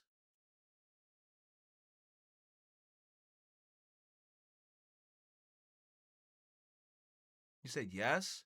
But here's my question then, right? Then how else are we going to drink water? We can't drink natural water outside. Isn't that water filled with like germs and pesticides and shit? They probably got like tapeworm eggs in them shits too. It's like from the hose. Just from the hose, man. Fuck it. Man, it's like we can't drink water from the bottle. And then we can't drink water naturally. So how else are we supposed to drink water? There are many businesses creating microplastic filters. People are trying. Supposedly you can boil it and then filter it. That's so much steps, bro. Blah, blah, blah, blah, blah, blah. Then I gotta put it through a fucking coffee strainer and shit just so I can drink water. Then I gotta cool it. Differences were moist and critical. So to do boil this, the whole obviously ocean. had to put together a taste test for Steph and I to do a taste test of water, which in concept is just really stupid. This is pretty insane. No, they were sitting here on the couch doing it. It's pretty I ain't gonna lie, I love Matt Pat. That's what we aim to figure out here today. Every time I see Matt Pat, like him moving and talking and shit, it feel like I'm seeing somebody from the past. Like an old friend. Yo, what's up, bro? Hope you doing good. Sorry, haven't been tuning into your Stream University, man. Yo, Redtex, you bugging. He said Streamer University. I am not going to no damn Streamer University. Hell no. Hell no. I ain't gonna lie. If I ever went to Streamer University, the only person I think I'd bother is probably fucking Mari. I probably only bother Mari in Streamer University. Because Mari, she funny as shit. She funny as shit, and every time she gets loud and she crashes out, I'm probably just going to be there laughing the whole time. Folks, we're going to take 6 of the most common brands of bottled water, ranging from expensive top-of-the-line artisanal brands to your cheap everyday options that you'd find in most vending machines, and then Steph and I are going to conduct a blind taste test to see if these fancy brands, pardon pun, hold any water. It's also worth noting that we did this experiment using room temperature water, not because we forgot to make room in our fridge, but because that'll help make sure you're that gonna be chilling with Dante all then? the subtle differences in the I water. don't mind chilling with Dante. I think Dante matters cool. a lot when you're talking about the flavor of stuff like water. Cold water actually suppresses your taste buds, and for this experiment, we didn't want to hinder our ability to taste the minerals and slight differences of flavor. With that said, do Steph and I have the most refined aquatic palates, or are our taste buds all washed up? Let's dive in. All right. That's Matthew picking his teeth. That is me picking my teeth. So I'll switch it around later, but I'm enveloping myself in the bouquet of these various waters. So Santi, take us through the experiment. Yeah, what are we doing? Well, really wish I had heard that, first of all. Second of all, in this first round, you have 6 different brands of water in the cups in front of you. Yes. You don't know the brand. What you'll be doing is drinking from each cup, figuring out if you can taste any differences, and if you even have a favorite out of these, and then you'll be ordering them from right to left, from cheapest to most expensivest. Then at the end of the round, we'll tell you how close you got, and there will be another round after this, which will explain when we get there. So we're tasting the richness of the water.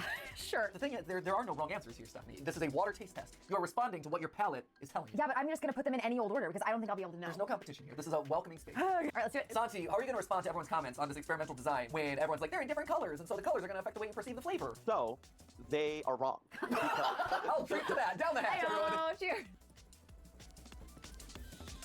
I don't know, it tastes like water.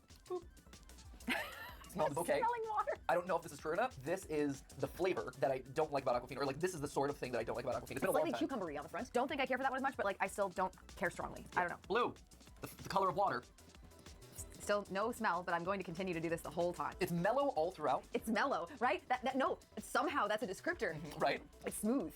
Purple. I was gonna have a pretty like sharp, bitter flavor up front, actually. It's like plastic For water, I don't know. Is it possible that I'm going to make myself sick by drinking all this water? My stomach is like, why are you so hydrated right now? That's not normal. Okay, orange. Oh, yeah. No, actually, this is really bad. It's very metallic. I don't like it. Yeah, this is really bad. Okay, here we go. I feel like I need to clean my palate every time, but it's all water. Oh, no, It's all water. This is nice. Yeah, This there's is- nothing in this this. is nice. I think water. there's nothing in this. I taste what? You said the plastic polymers are harmful because they inhibit the body and enough hydrocarbons bonds with the polymers.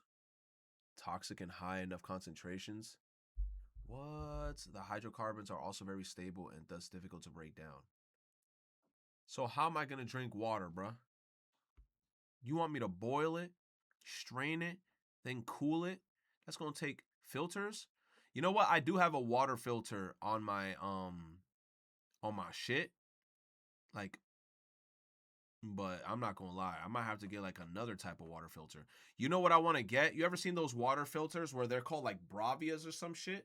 Where like you put a bunch of water in the shit and then like it starts dripping and it just starts filtering. I want to get one of those. I remember when Fiji water at least first hit the market, or I first became aware of it in high school. There was a kid in my choir Brita who would only filters. drink Fiji water because it was the purest of the waters, and he insisted on it. He insisted on it so completely that it was this pure, unadulterated water that he would open the bottle and then pour it into his. He would not let his lips touch the bottle. He would pour it into his mouth, so that way he would not taint the purity of this water. On the left, the cheapest water, you both got correct with Aquafina. The next one you both also got correct, and that is Dasani in the orange. You started off strong, but the third one is actually the red with the star, and the brand is Evian.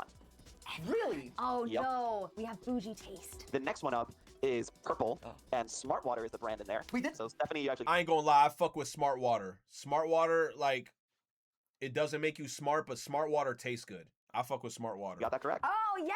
Wait, no, I thought blue was smart water. I want to take this victory, but You were half right because you did put it fourth in your lineup. Okay. And then the final two, we have Fiji in the blue and Voss in the green. Good job. I fucking hate Fiji. I think Fiji tastes disgusting. Voss, I don't think I've ever tasted Voss, but Fiji, I remember one time in high school, I was like, let me try this. It's so pretty. It got a flower on it, and it's from the mountains of Fiji. I was like, oh, this shit gross. I was like, nah, get me my Poland Spring back. Fiji, you I called that it Fiji. one. I biffed it on Aquafina hard. So Voss, on average, comes in at about $16.99 for a six-pack. Whoa, wow. For water? You said what happened to the Dasani logo? Yeah, I just peeped that shit too. I think they try to do a rebrand or something. I kind of don't like it. Fiji actually comes in at $15.99. Smart Water at $12.99. Evian at about $12 flat. $11. There's no way this shit's $17 for this. You're smoking. Wait, are they talking like in the gallon? $99. And Dasani at $3.79 for a six-pack. And Aquafina for for a six-pack. Okay, six-pack, 17. Fiji, 16. Smart Water, 13. Okay. Aquafina, 2. Where Poland Spring at, bro? They're gonna say Poland Spring mad cheap. I don't care. I like Poland Spring. Poland Spring, and if I want to get fancy, then I'll get Smart Water. $29. So both of the bottom range are in the $3. Wow. This is making me rethink a lot of stuff. I'm also mending my relationship with Aquafina. It Now, seems like it. You guys have come to terms with each other. There's healing that's happening here in this moment. 3 things quickly became clear from that first round of tasting. 1, that different bottled waters clearly have different flavors that you can taste. 2, that you can taste a bit of the price difference between those waters. That's how Steph and I were able to roughly predict the prices that were on the higher range of things versus the lower range. And finally, 3, Steph and I clearly had some favorites that immediately stood out from the pack. Ooh, that's nice. On the other side of the spectrum, Dasani. I don't know if this is the least expensive, but it is by far the worst tasting. But why did we have such a polarizing take across these two specifically? Well, Evian's water is what's known as natural spring water, which, while it certainly sounds like some corporate gobbledygook, it actually has itself an official definition. The makers, or should I say bottlers, of Evian are in the business of keeping the water in as natural a state as possible. So, when it snows on the mountaintops above the French town of Evian-les-Bains, it starts to melt and seep down into the ground, flowing downwards towards the base of the slopes. As it flows, it picks up all sorts of natural minerals and electrolytes, like calcium, magnesium, and bicarbonates. These mineralized waters eventually flow into a stream outside the town where they're more or less bottled at the source, and then shipped to hotel refrigerators the world over. So really, there is some substance for why this water is so much better than some of the other contenders. They didn't just call it Evian because it was naive spelled backwards. Millennial me actually blames the movie Reality Bites for popularizing that theory. That food theory. Evian is naive spelled backwards. In reality, Evian is just named after the— Oh, I never knew that. Evian is naive.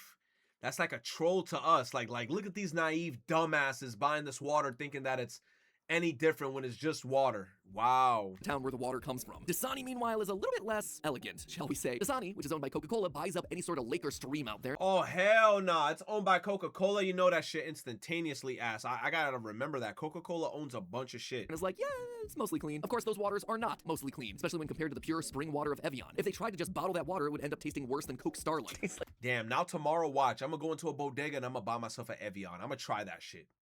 I don't think I've ever tried an Evian, but I'm gonna try that shit tomorrow. Like dirt. So instead, they need to go in and do several rounds of filtering. This isn't the natural sort of filtering that's happening in the French Alps, though. They use their industrial might to filter everything out of the water. And I do mean everything. What they're left with is basically pure water. Now, that sounds like it should make it even more of a pure flavor than Evian, but that's not actually a good thing. It turns out the purer the water, the more bland the flavor. It might be good enough for Aquafina, but not for the likes of Daddy Coke. Coke is in the business of making things taste good, so they add a bunch of minerals in artificially so it tastes like what people expect water to taste like. But to Steph and I, in this blind comparison, all the extra effort they put in to make the water taste better just made it taste more like backwash. Turns out the process of removing all the sweet minerals and then artificially trying to ram them back in just doesn't sit well with the two of us. But at this point, Steph and I were feeling pretty darn confident we could sniff out, or rather taste out, the best from the rest, which led us into round 2 and our team's not so fun prank. All right, Santi, hit us up. What do you got in store for us for round 2? You already know the brands, you know the general price range. What you're going to do now, you're going to go through, taste every single cup again, and see if you can guess the order of price. So basically redo what we just did, but having the knowledge of what everything is. So I think my strategy here is knock out the ones that I feel like I should be able to identify, Exactly. right? It's making me second guess everything. I'm doing eyes closed. I have to go slower. I know, right? We're rushing Hold on, right yeah, now. okay. All of a sudden, we're like, we gotta go. We're like, I'm gonna get it right now. Let's be methodical. Start here. Yes. I don't really taste anything with this one. So it's either Fiji or Evian. All right, what's next? Green? Green. How are we not swallowing so much air? I know how to consume beverages. I'm the sewer, Stephanie. Teenage Mutant Ninja Turtles live within me. What is going on? I don't I don't taste anything here either. Santi's pulling mind game on us. Are these all the same? These are not different waters. They have to be. The previous experiment, there was distinctive differences. This one does not have that. And also different textures. So this is where I'm going to cut in and say this was in fact a placebo round. These are all the same water. I like that I'm still drinking them. Oh, okay. I didn't say final answer. That's good that they noticed that, though. Deer Park! Deer Park! A new contender. Deer Park is dog shit, bro. It tastes nasty. There's like this nastiness to it. Poland Spring clears Deer Park. Enters the field. Was this in the last round? It was not. That's why I couldn't place any of them. Right? You shysters. Santi thought he was gonna be slick. He was gonna play some mind games, trick us into drinking the same water 6 times. But it's gonna take a lot more than party tricks to pull a prank on the Patricks. But what that showed us was that the flavor differences weren't just happening in our mind. We were actively tasting them on our tongue. So with that little control test out of the way, it was time to move on to our final round. Round number 3, I'm assuming based on the fact that you have exposed the brands to us and that we're presented with another round of 6 cups, we're gonna match. Are we playing a game of matchy match here? So what you're going to do is now knowing how each brand kind of tastes, see if that factors into your decision making here. So you'll be tasting every one and try to order them in the correct order. Okay. Yeah, I think this is still Aquafina. You think so? I know you're going off in the bubbles. No, I'm going off of the aftertaste too. Like, Are you? Feel it in your mouth. Metallic-y, minerally. I'm not 100% sold on, but we'll see. I won't lock you in at the moment. It's okay. You don't have to commit. Star. Fiji. Oh, yeah. It's so smooth. It's sweet too. It's like thick water. Yeah. Thick water, like double C thick. Yep. So smooth, so buttery. It's really good. It's really nice. Buttery It's really nice. water? Boss. It's not. Really? I'm not getting a whole lot of flavor in it. I'm getting a lot of flavor on my tongue. Man, should I have not taken a bite of that sandwich in between takes? Ah, you bit a tentatively assign it to sandwich? Smart water, but I'm Nah, he bit a sandwich between takes. That's definitely gonna fuck up the, you know, what's that shit called? Like the perception of it. Damn. Immediately disqualified? Yeah.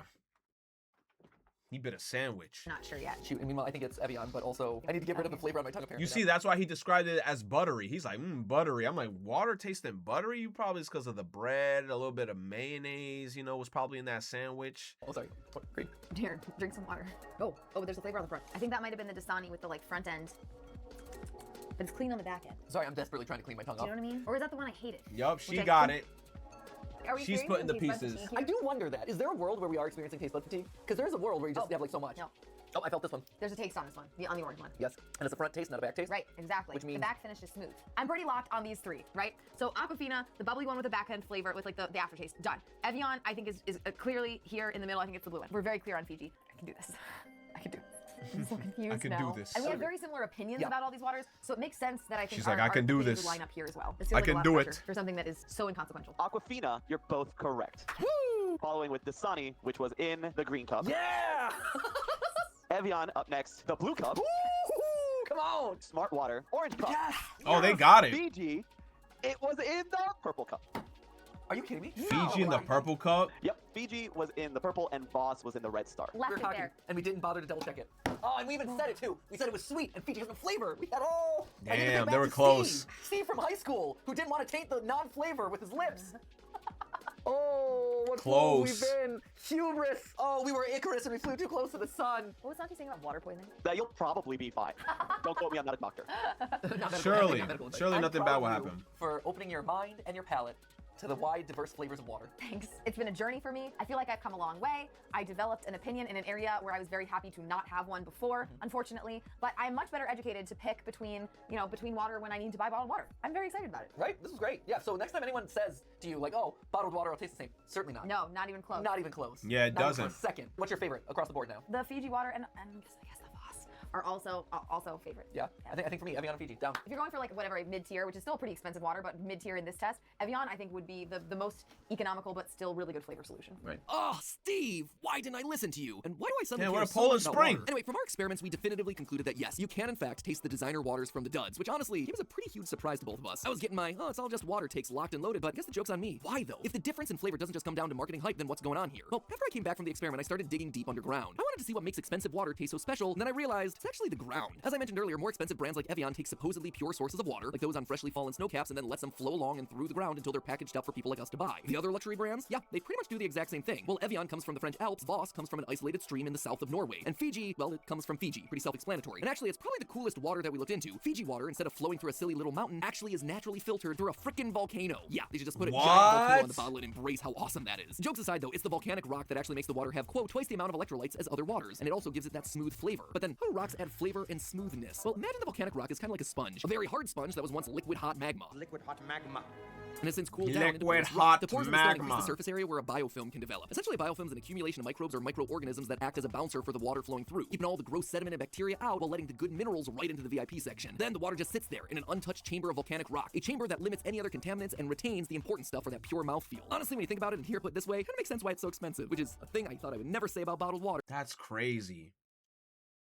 It's making me want to retaste Fiji, but I don't know, bro. I remember I tasted Fiji last time. That shit tastes like ass, bro. But here, kind of makes sense. As for all the cheaper brands, since they don't have access to, you know, a volcano or a mountain, these pure, unadulterated sources of water, they just grab fresh water from wherever they're located. They then have to filter out all the nasty bits, and if they're like Smart Water and Dasani, both Coke brands, incidentally, they re-add some of those tasty minerals back into the water to give it a Smart Water's also a Coke brand? Oh my gosh, bro. All my favorite shit is from Coca-Cola. I can't, bro. consistent flavor. Consistent, yes. Tasty, not 100% sure about that anymore. All in all, the cheaper brands are so affordable because they're not just taking water from one super rare, important, pure source and shipping it around the world for us to enjoy. Since they filter the water to oblivion, it doesn't really matter where they get the water from. So anywhere you can get access to a stream can be new ground zero for a water brand, which is why I tend to think that we see so many water bottle brands that are region specific, like our Deer Park here in the southeast, or the northeast's Poland Spring. All you need is a source of water. Yo, Poland motherfucking Spring got it. Way to filter it and a dream. So what does this all mean for you and me? If expensive water is really better tasting, does that mean that I'm gonna suddenly smash my piggy bank to get the best culinary experience for my water? Either way, the answer is no, probably not. These premier waters do taste better, but that comes with such a hefty price tag. Yeah. I'm perfectly fine with fresh water out of the tap, or, you know, mildly filtered chilled water out of the Okay, refrigerator. out the tap is crazy, because that shit's probably gonna have like lead in it and shit.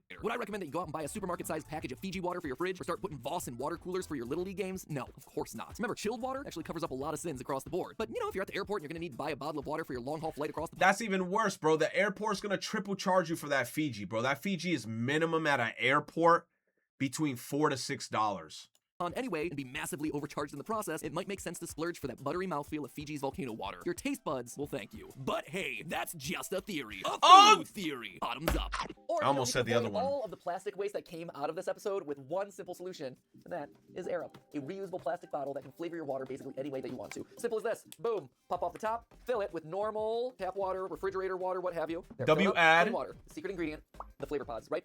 Flavor pods? Right there. You are delicious, Flavor Pod. I know. I'm about to change your world. I know you are, Flavor Pod. I know. Get ready. So watch this. If I want that just normal water flavor, boom, I push it down.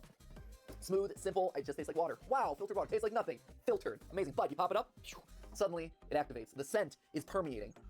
And so as you drink, you get this little bubbling solution as you drink it in. You have some air getting mixed in. It creates this little bubbling solution as it goes through the straw into your mouth. In those bubbles, you get that scent mixed in there, which is tricking your mind into thinking that this is You flavored. said just without drink any sparkling artificial water? sugars, without any Yeah. artificial flavors, nothing. It is all based on brain chemistry. Some might call it magic, but you know what? I don't. I call it science. Delicious. So in this case, I've gone with a raspberry lemon, which is delicious. It reminds me of summer. It's like a delightful spa water. I imagine myself. So it might be lounging on the beach in smell Mexico kind of with a little tricks your brain lemon on into a water glass, thinking, you sweltering know? in the sun. I'm like, oh, I'm sunning. When I want to be done with my beach vacation in Mexico, I simply toss it to the person off screen, who catches it and then tosses me a new flavor. Makes you think that you're drinking And juice, misses my but hand altering entirely. your Oh, smell. You gave me the wild, you gave me the good stuff. Oh, that's the business. Save the environment, help save your taste buds, and stay hydrated along the way with Air Up. Thanks for sponsoring this episode, Air Up, and our year's worth of content. You've been a great partner to us. So if you want to join me in pretending you're on the beach or in the clubhouse, then click W Matt Pat. But yeah, I'd rather do that than drink juice, you know? Because at least you know you're drinking water. Hold on, let me take a quick whiz. Quick whiz.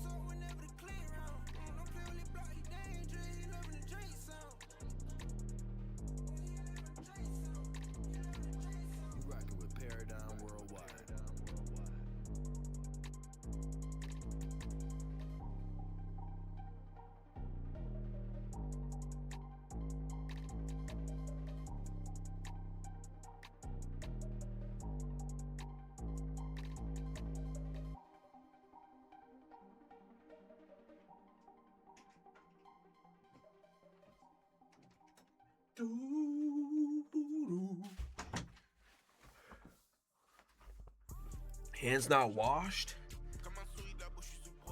Oh, okay. Okay. Tap me. Oh, power of kings. Hell yeah, man. Nikkei short.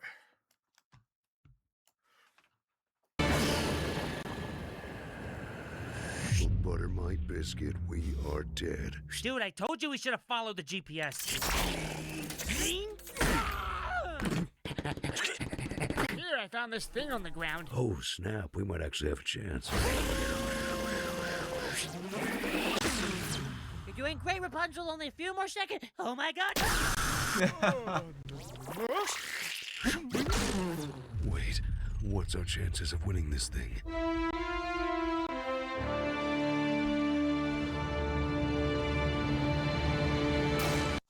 Damn, bro. There's one.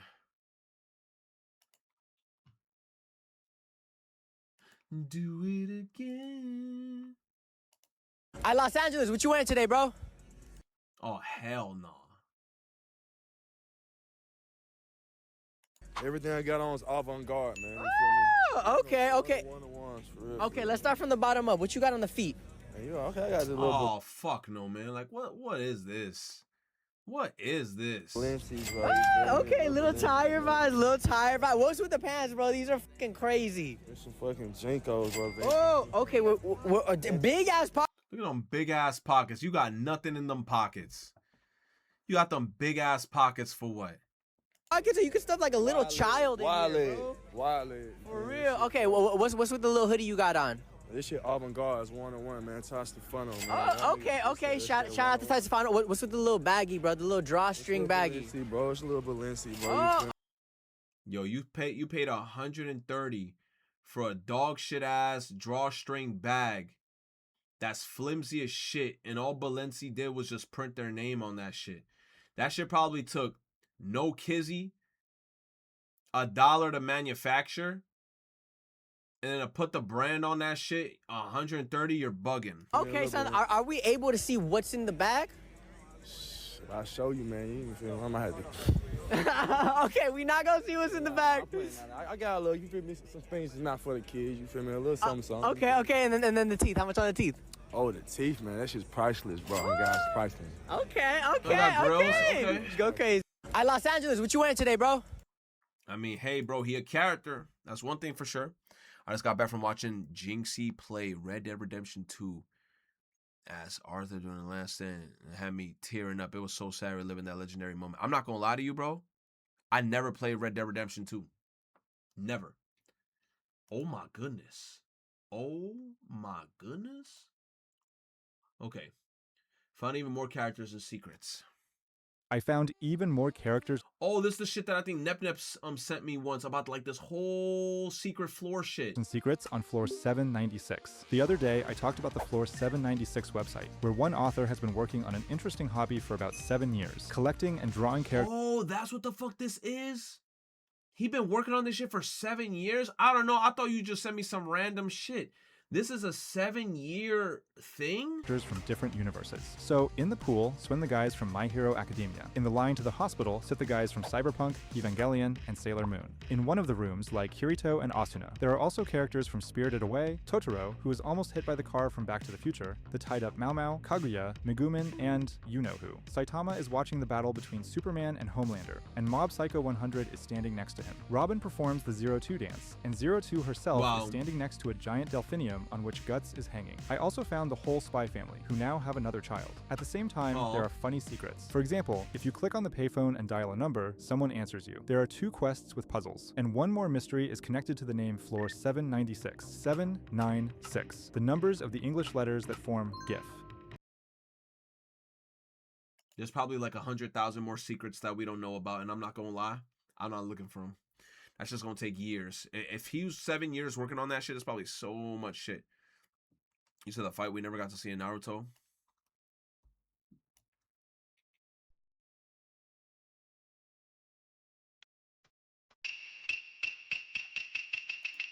Rock Lee versus Neji.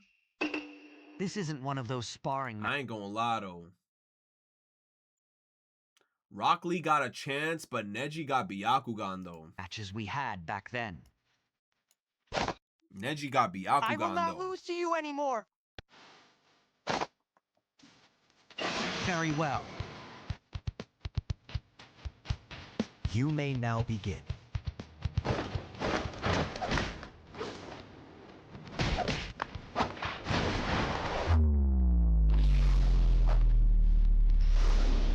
Neji, Lee, do your best, both of you. You say he'll only win by using the gates. That's what I'm saying. That's what I'm saying. And then the bad part about the gates is that it puts a big toll on your body, which at the end of the day is kind of like you shouldn't have to resort to using the gates to beat someone unless it's a last resort, which unfortunately enough, that's the only way bro could really win this shit. Because I'm telling you, bro got Neji got Byakugan, bro.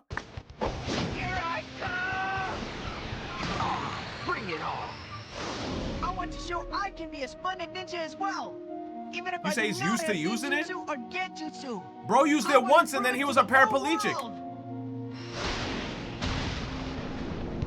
Look at you go, Lee. You've already done it, but you haven't shown the world what you're truly capable of. I'm actually surprised you're not wearing weights right now. Kai-sensei gave me a special permission. And you said it yourself. This won't be like our sparring matches. Yo, I love them AI voices. I'm gonna beat your ass. Let's go. So you really did train.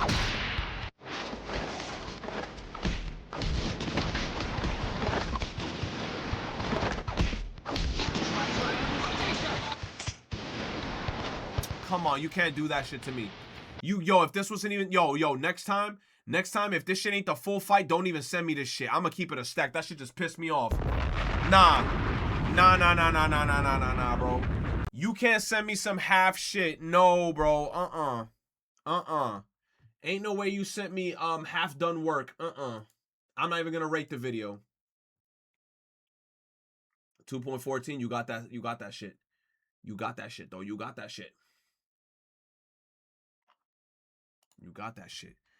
Man, I wanted to see that fight. I wanted to see bro start going off. You said game reveals Super Battle Golf, an online 1-in-8 player golf game where everyone plays at the same time. Swing, shoot, sabotage, and finish first by any means necessary in a free-for-all to rush to the hole. I'm sorry. You got guns? This is toxic. Take that. Bye, everyone. Bazookas?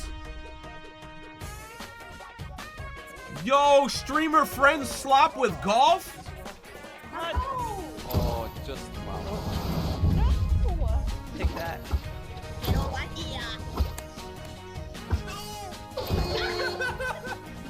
Stop it. Nah, this is a bad streamer game. Because y'all all gonna gang up on the streamer. I could already see the match start and the way y'all all gonna turn to the streamer with a golf club on some. And then, nah, dude. Hell nah. I'm gonna get my ass beat by a bunch of golf clubs. 15 most racist video games ever. Alright, man. Never shared it here, but here's what I got from the Nikkei Fresh Collab friend. Ooh, and got the Scarlet Rapunzel Snow White merch. There was not Utah, but he kept it. You said the tiramisu milk. You said and the hot grass jelly soup was ass. That sounds nasty. Hot grass jelly soup? No, thank you. These are cute though. These are nice, like little acrylic charms.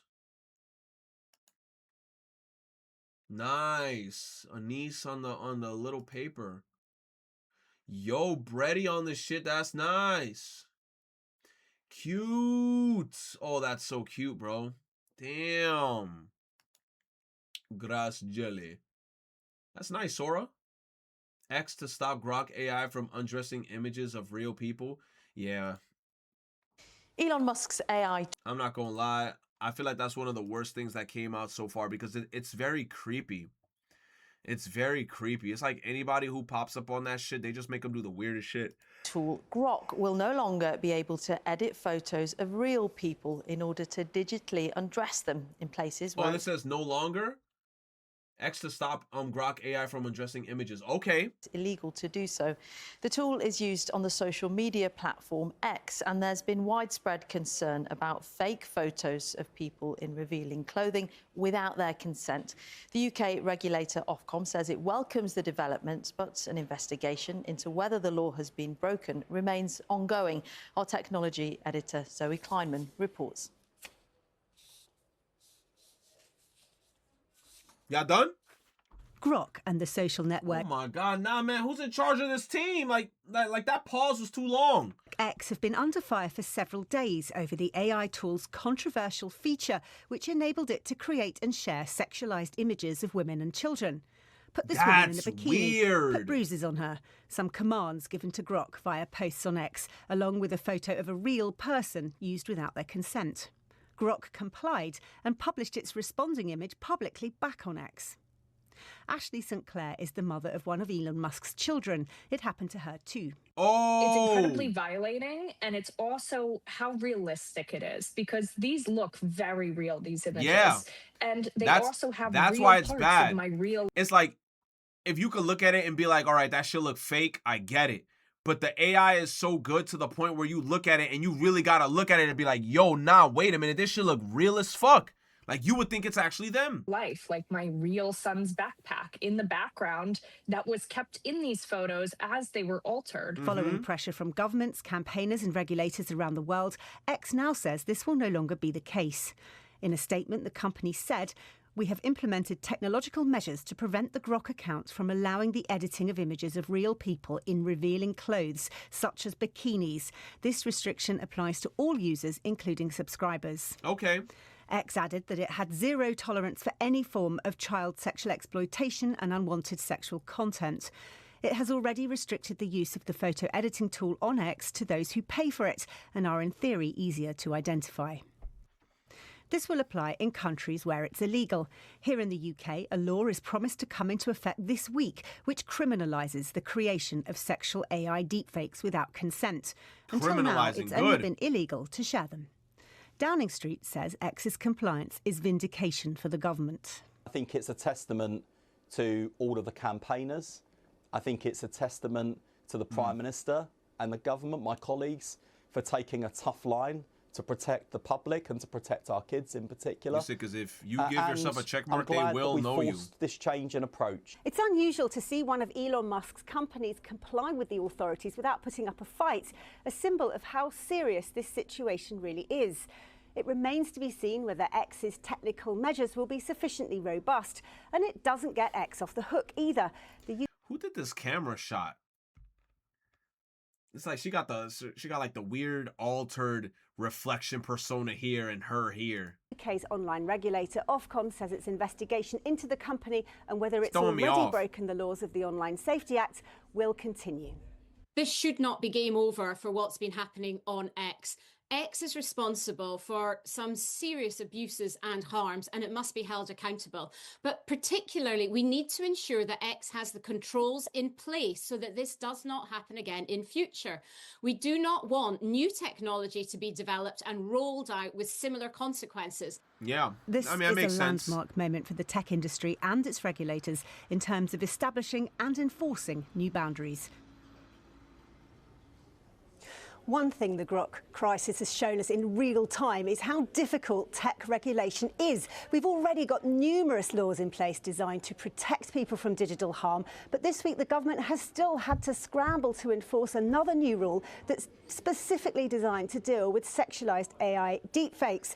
But it has stood its ground and it has forced change with a company based in the US where the White House that's very protective of its tech businesses and anything that it perceives to be an attack of freedom of speech. It's also worth noting that both the government and many senior politicians have remained active on the platform X this whole time. About an hour ago, the Prime Minister sent a post to his 2 million followers in which he wrote, "Free speech is not the freedom to violate consent. Yeah. Young women's images are not public property and their safety is not up for debate." He also said he was prepared to strengthen laws further if required. I think what we'll probably see now is more scrutiny of other AI tools as well, because technically they're also capable of producing these images. They just aren't sharing them on social media. Okay, Yeah. Zoe, thank you. Yup, that's the scary part. And then you could even make videos, you know? Creepy videos. Teen Titans ended 20 years ago today on Cartoon Network. Okay, you've got 2 minutes. If I had $1 every time they use this scene to show off Teen Titans, I'd be a millionaire already cheesing. Eee! Like, I've seen that scene too many times, bro. Tara and Beast Boy. Yo, Beast Boy, just get with Raven, bro. Try to be best, cause you're only a man, and a man's got to learn to take it. Try to believe, though the going gets rough, that you gotta hang tough to make it. History repeats itself, try and you succeed. Never doubt that you're the one, and you can have your dream. You're the best around. Nothing's gonna ever take you down. You're the best around. Whoa. Time to take this baby for a test drive. Look at his eyes. Oh no, bro. Yo, Pops! To the sun? Oh my... I thought he was gonna eventually stop. Bro kept going. Hit the light post and everything. He kept going.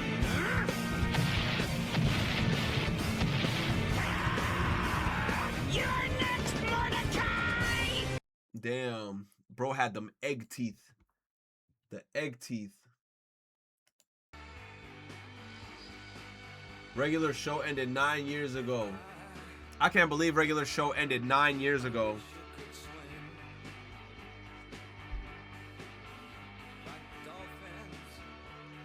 That's insane, bro. We're old, chat. 9 years ago is insane.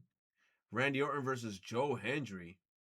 Man, I can't watch WWE here. Mr. McMahon gonna be on my shit. Night Patrol. When I was a kid, all I wanted to do was be a cop. I just thought it was the Is it a coolest movie? thing. We're portrayed differently now. We're seen in a very negative light. Most of us are good, but there are a few bad apples out there. CM Punk. CM Punk.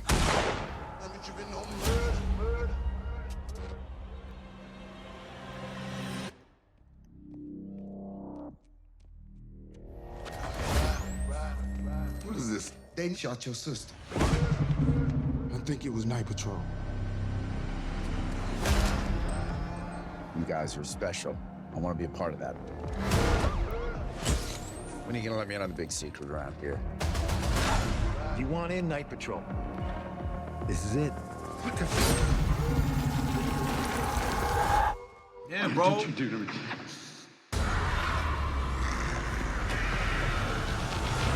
They vampires. What? And what's with the constant fucking flashing? Like, bro, I'm about to start seizing. Like, what the fuck's going on, bro? Flashing the fuck out of me.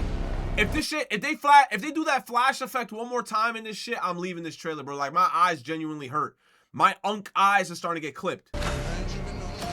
Tonight, let's go. I'm out! When I was a kid. Nah, bro, I'm leaving my dislike. Flashbang me more. I don't want to live. Holy shit. My fucking eyes, man. What are these trailers? You said Zelda Lost Media? My God, my eyes hurt. Villains being Ganondorf, who first appeared in Ocarina of Time in 1998, which is where the first case starts. Hold up, chat. I'm not gonna lie to you. Hold on. It's late. I gotta go to work tomorrow. And tomorrow, Friday. Tomorrow, we're definitely gonna be up later. Hold up.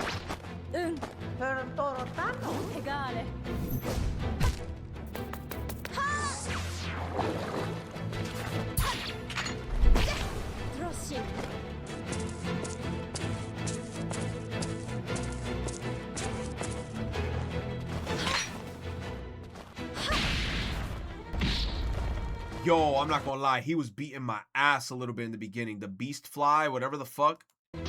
He was beating my ass in the beginning.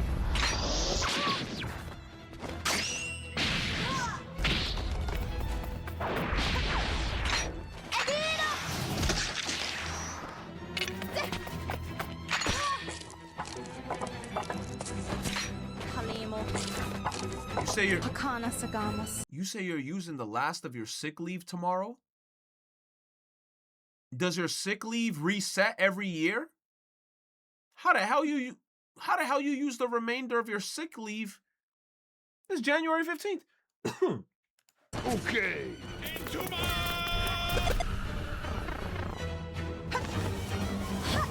Oh, you're leaving your job next week? Oh shit, Synchro. Nah, definitely use it. Yo, clip them.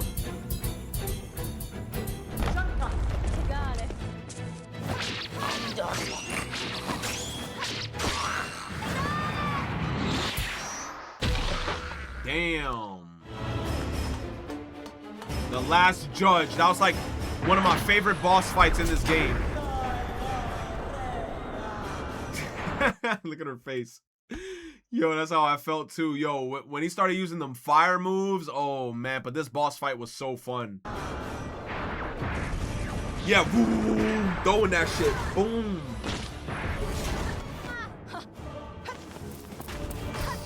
Yup, backtracking up there, yup, the climb. I'm glad he kept that in the animation. Yeah, the backtracking there was a... Roar!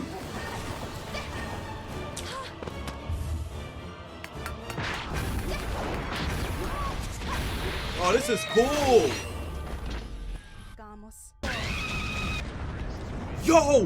Yo, on my soul, I didn't think bro was gonna do that shit at the end. Bro's suicide blew up, but I was so glad that I was far away from his body. Like, after I defeated him, I was very close to the door. Once I saw that explosion radius, I was like, oh, if I was next to him, he was gonna blow up. Yo, you got clipped? Bro, I was so glad I wasn't close to him. That's insane. Yo. Act 2. Yo, Citadel of Pain, and then you gotta go to Bilewater. Oh, it's terrible. Euphoria Season 3 trailer. I don't even know if I wanna... Let me see, bro. It's been too long, bro. Like, I feel like the wait from Euphoria Season 1 to... Wait, what season they said? Season 3? From Season 2 to Season 3, it's been too long. A few years after high school. I don't know if life was exactly what I wished. Oh my god, come on, bro. Get the tetas out of here, bro. I'm not trying to get banned. But somehow, for the first time, I was beginning to have faith.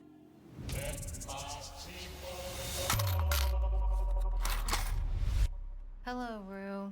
Rue. You owe me money. Uh-oh. Uh-oh. For the drugs. You know, hey! the belief that certain people are... Sydney Sweeney? Hold on. Sydney Sweeney? Sydney Sweeney? Sydney Sweeney? Hey. Shit, got me readjusting my pants and shit. Hold on, bro. Hold on, son. Hold on, Sydney Sweeney? Fuck! Cursed. I work all day. My bride-to-be is spread eagled on the internet. I was just making content. Oh, no, they got married? Shut the fuck up. I don't pretend to know why, but there's gotta be something wrong with them. Are you seeing anyone? No. You hear about Jules? What happened to Jules? Jules is living the luxury life now? Nah. It's not that weird. Every girl I meet is a sugar baby. Yeah, but you don't do it. No, I'm not a fucking hooker. Wherever these unlucky folk go, there's a cascade of trouble. You walk up into my house, dance with my girls, and you don't even... Season 3 is going to have so much unnecessary sex. I already feel it. Bro, like, I remember when I was watching early seasons of Euphoria, and I couldn't believe high schoolers were talking about this show on TikTok. Like, did you see Euphoria? I'm like, you little shit. You should be focusing on math and algebra. Why the fuck are you watching this adult-ass show? You say, you wish this guy was me? Hey, man, he chilling with a bunch of shorties. Why wouldn't I want to be him? Introduce yourself. Oh, motherfucker! Oh, here we go. No, please. Come on, bro. I'm not trying to get banned, bro. I'm glazing over this scene, please, bro. I better not see no titties. This is on YouTube, right? I'm not trying to get banned, bro. Yo, Twitch. It's on YouTube, bro. Gotta have faith. Your girl, Rue. I take her. Rue belongs to us. The problem is, if you make a deal with the devil, there's no turning back. Now Rue has a gun? They're doing drugs and shit? Tell me something. You believe in God? Yeah. Well, let's see if he believes in you. Oh, hell no. Oh, hell no. I ain't gonna lie. I will be there for who? Sydney Sweeney. I will be there for Sydney Sweeney. My God. They're making a new Mummy film. Oh, let me see. Blumhouse. W. Blumhouse. W. Blumhouse. Wait a minute. Blumhouse is working on The Mummy? They turned this shit into a horror. Because the Mummy movies were usually like adventure movies. Blumhouse on this bitch? Wait a minute.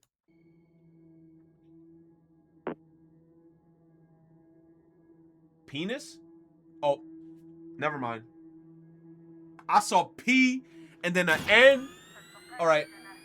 James Wan. Wait, James Wan? James Wan on this shit too? Shut your front door.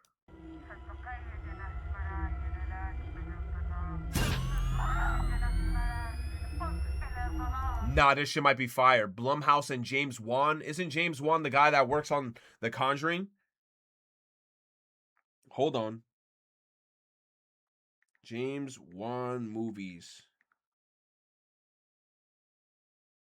No, he worked on Insidious and The Conjuring, bruh.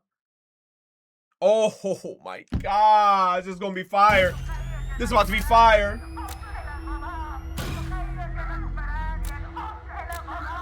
Oh, you saw the skin? Oh, hell nah. What happened to Katie? Ooh.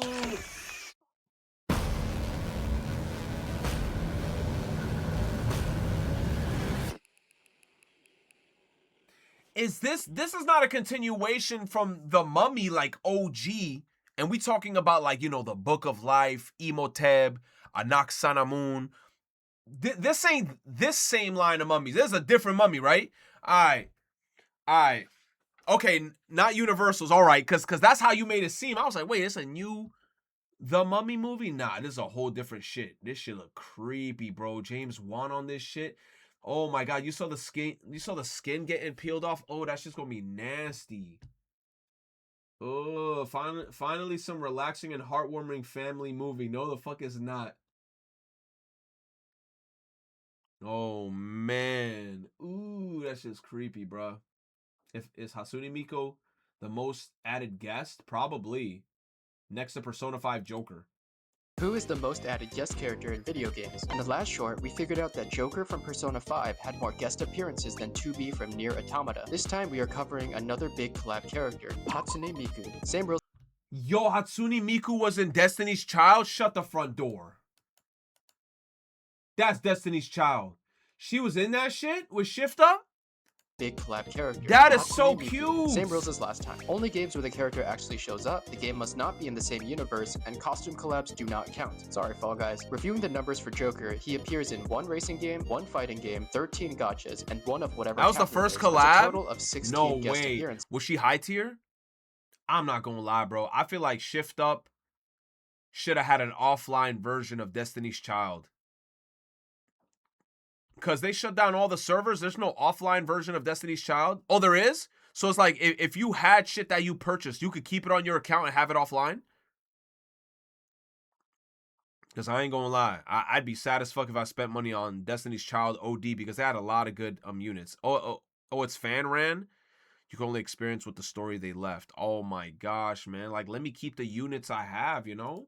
Now let's go over Miku's numbers. The one that everyone knows about is Fortnite, but it's surprisingly not the first time she's wielded a gun before. Like Joker, Miku appears in Sonic Racing Crossworld, and also in Super Monkey Ball, which Joker missed out on in favor of Morgana. Unsurprisingly, Miku appears in a lot of rhythm games, the big ones being both Crypt and Rift of the Necrodancer, Persona 4 Dancing, and one of my favorites, Side.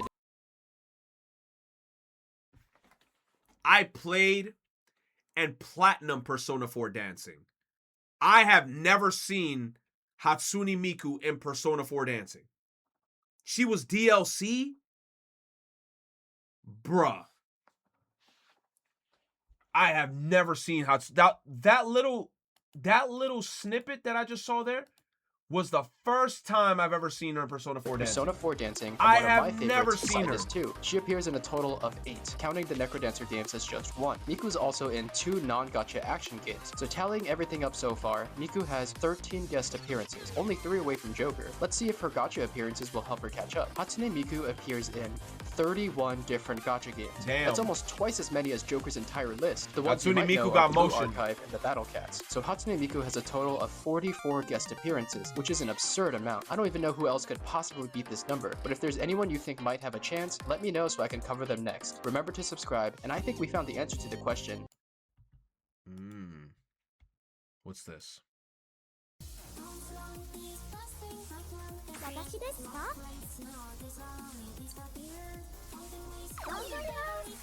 She's singing Snowflake Hatsune Miku style. Shut the front door. Snowflake? Dancing all night. No, Heaven!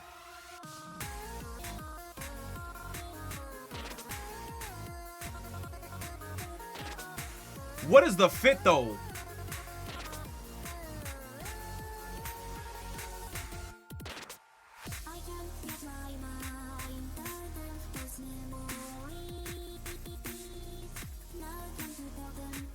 Take my dream.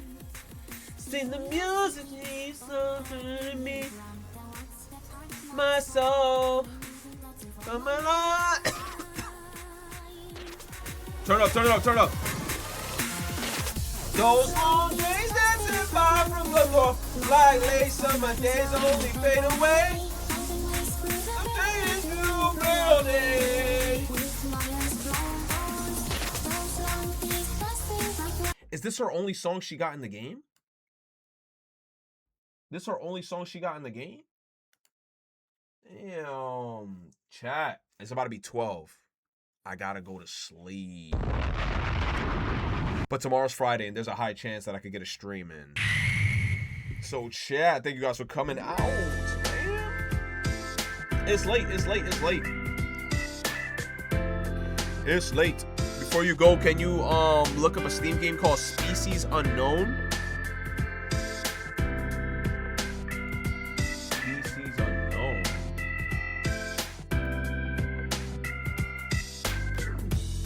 Friday, he says, don't believe his lies.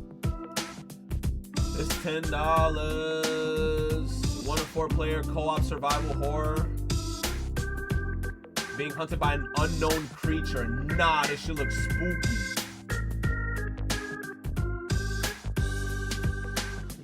This shit looks spooky. Hold on. Let's see the trailer. Hold on. This shit looks spooky.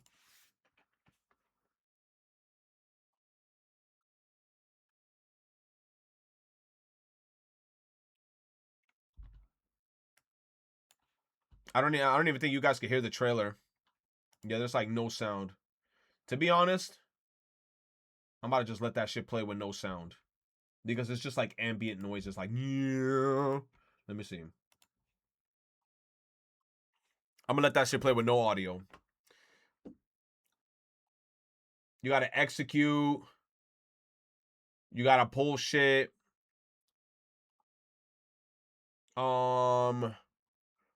Oh my gosh.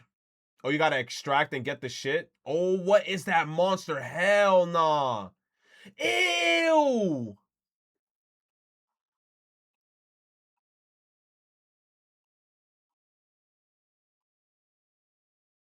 Nah. That shit looks spooky, bro. What happened to Batman co-op horror? You know they scrapped that shit. You know they scrapped that shit. Chat. Time to end, bro. I'm about to go make myself an egg sandwich. I am hungry as fuck. And right now, there's no way I'm about to be like, yo, let me get myself a pizza. I'm getting myself some goddamn... I'm about to eat like 2 eggs. Chat, have a good night. Sleep tight, don't let the bed bugs bite. Last trailer of the show. Season 1 good.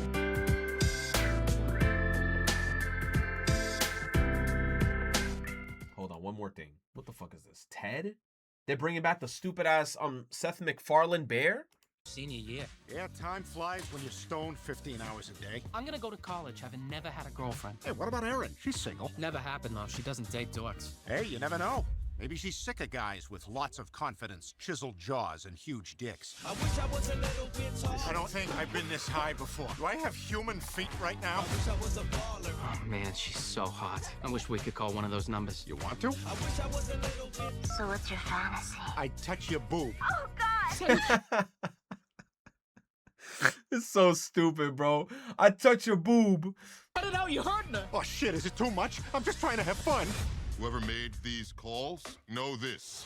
Most masturbators are caught within the first 48 hours. We're fucked. Get back here! Run, Johnny! Oh, jeez. Damn! You're an adult now. That means responsibility. Teddy, dry is done. Jesus Christ! Teddy, what happened? Next time you start that thing, fucking knock first. This sucks. I'm the same loser I was the day I walked in here. That's what growing up's all about. Making mistakes. Am I lesbian now? I'm going to bed. And letting your mother fix it. No more mistakes for us. Nah, you made out with a stuffed bear. I'ma pray for you. Hand me that bong. You and I are now adult members of society. Abso-fucking-lutely not. Have you ever played D&D before? I already fucking hate this. You're a real pal. I never John. played D&D. You know that? Now, would you sit in Blair's car and be my lookout while I have dirty bear sex with Mrs. Robachek? Teddy, it would be my honor. Johnny! Johnny! Johnny, start the car! What the fuck is that? I knew it, Big bro. purple dick, go! I was just about to say, how the fuck bro fucking somebody? He's strapped up. Go, we gotta get the fuck out of here! I wish I was a little bit taller. I wish I was a baller. Bro had a whole strap. Hey, can I have this? This is a little baby jumper. Them babies be going crazy on them shits, bro. That's crazy. The show looks good, though. Oh, what the hell is this? I clicked Love Island Season 3. I'm good, bro. I didn't even see Season 1. Get me the fuck out of here. Doing an anime secret stream. All right, Dylanite. How about I gotta work tomorrow? My brother in Christ. Chad, I gotta go to sleep. Have a good night, sleep tight. Don't let the bed bugs bite. We gotta go to sleep now. You know why? Because I already feel tainted. It's about to come in here talking about, hey guys, I just got here. I gotta get the fuck out of here. Have a good night. Sleep tight. Don't let the bed bugs bite. Hope you guys have a great stream. Great stream. I hope you guys have a great night. Tomorrow. If we have time tomorrow. Denji. This motherfucker's first time chatter in the name. Denji? Man. You better like Chainsaw Man, brother. Have a good night, chat. About to watch JJK. I'm about to make myself an egg sandwich. I love y'all. And we sleep. We're about to go to sleep. Shit. Deltarune stream when? Bruh. Deltarune? The later chapters? Are they long? Is Deltarune like a super long game, or is it like a game that we could actually like bust out like within like a few streams? That's always been my fear with Deltarune for some reason. I don't know why. It's not long. You play 1 and 2, chapter 5 this year. Not too long. 2 streams tops. For realsies? Alright. You know what? Because I did want to play Deltarune. It's been a while, bro. Have a good night, chat. It's very funny. You should play it. Yeah, I got to complete the rest of the chapters. Have a good night, chat. I love y'all. Mañana. Bye. Oh, my God.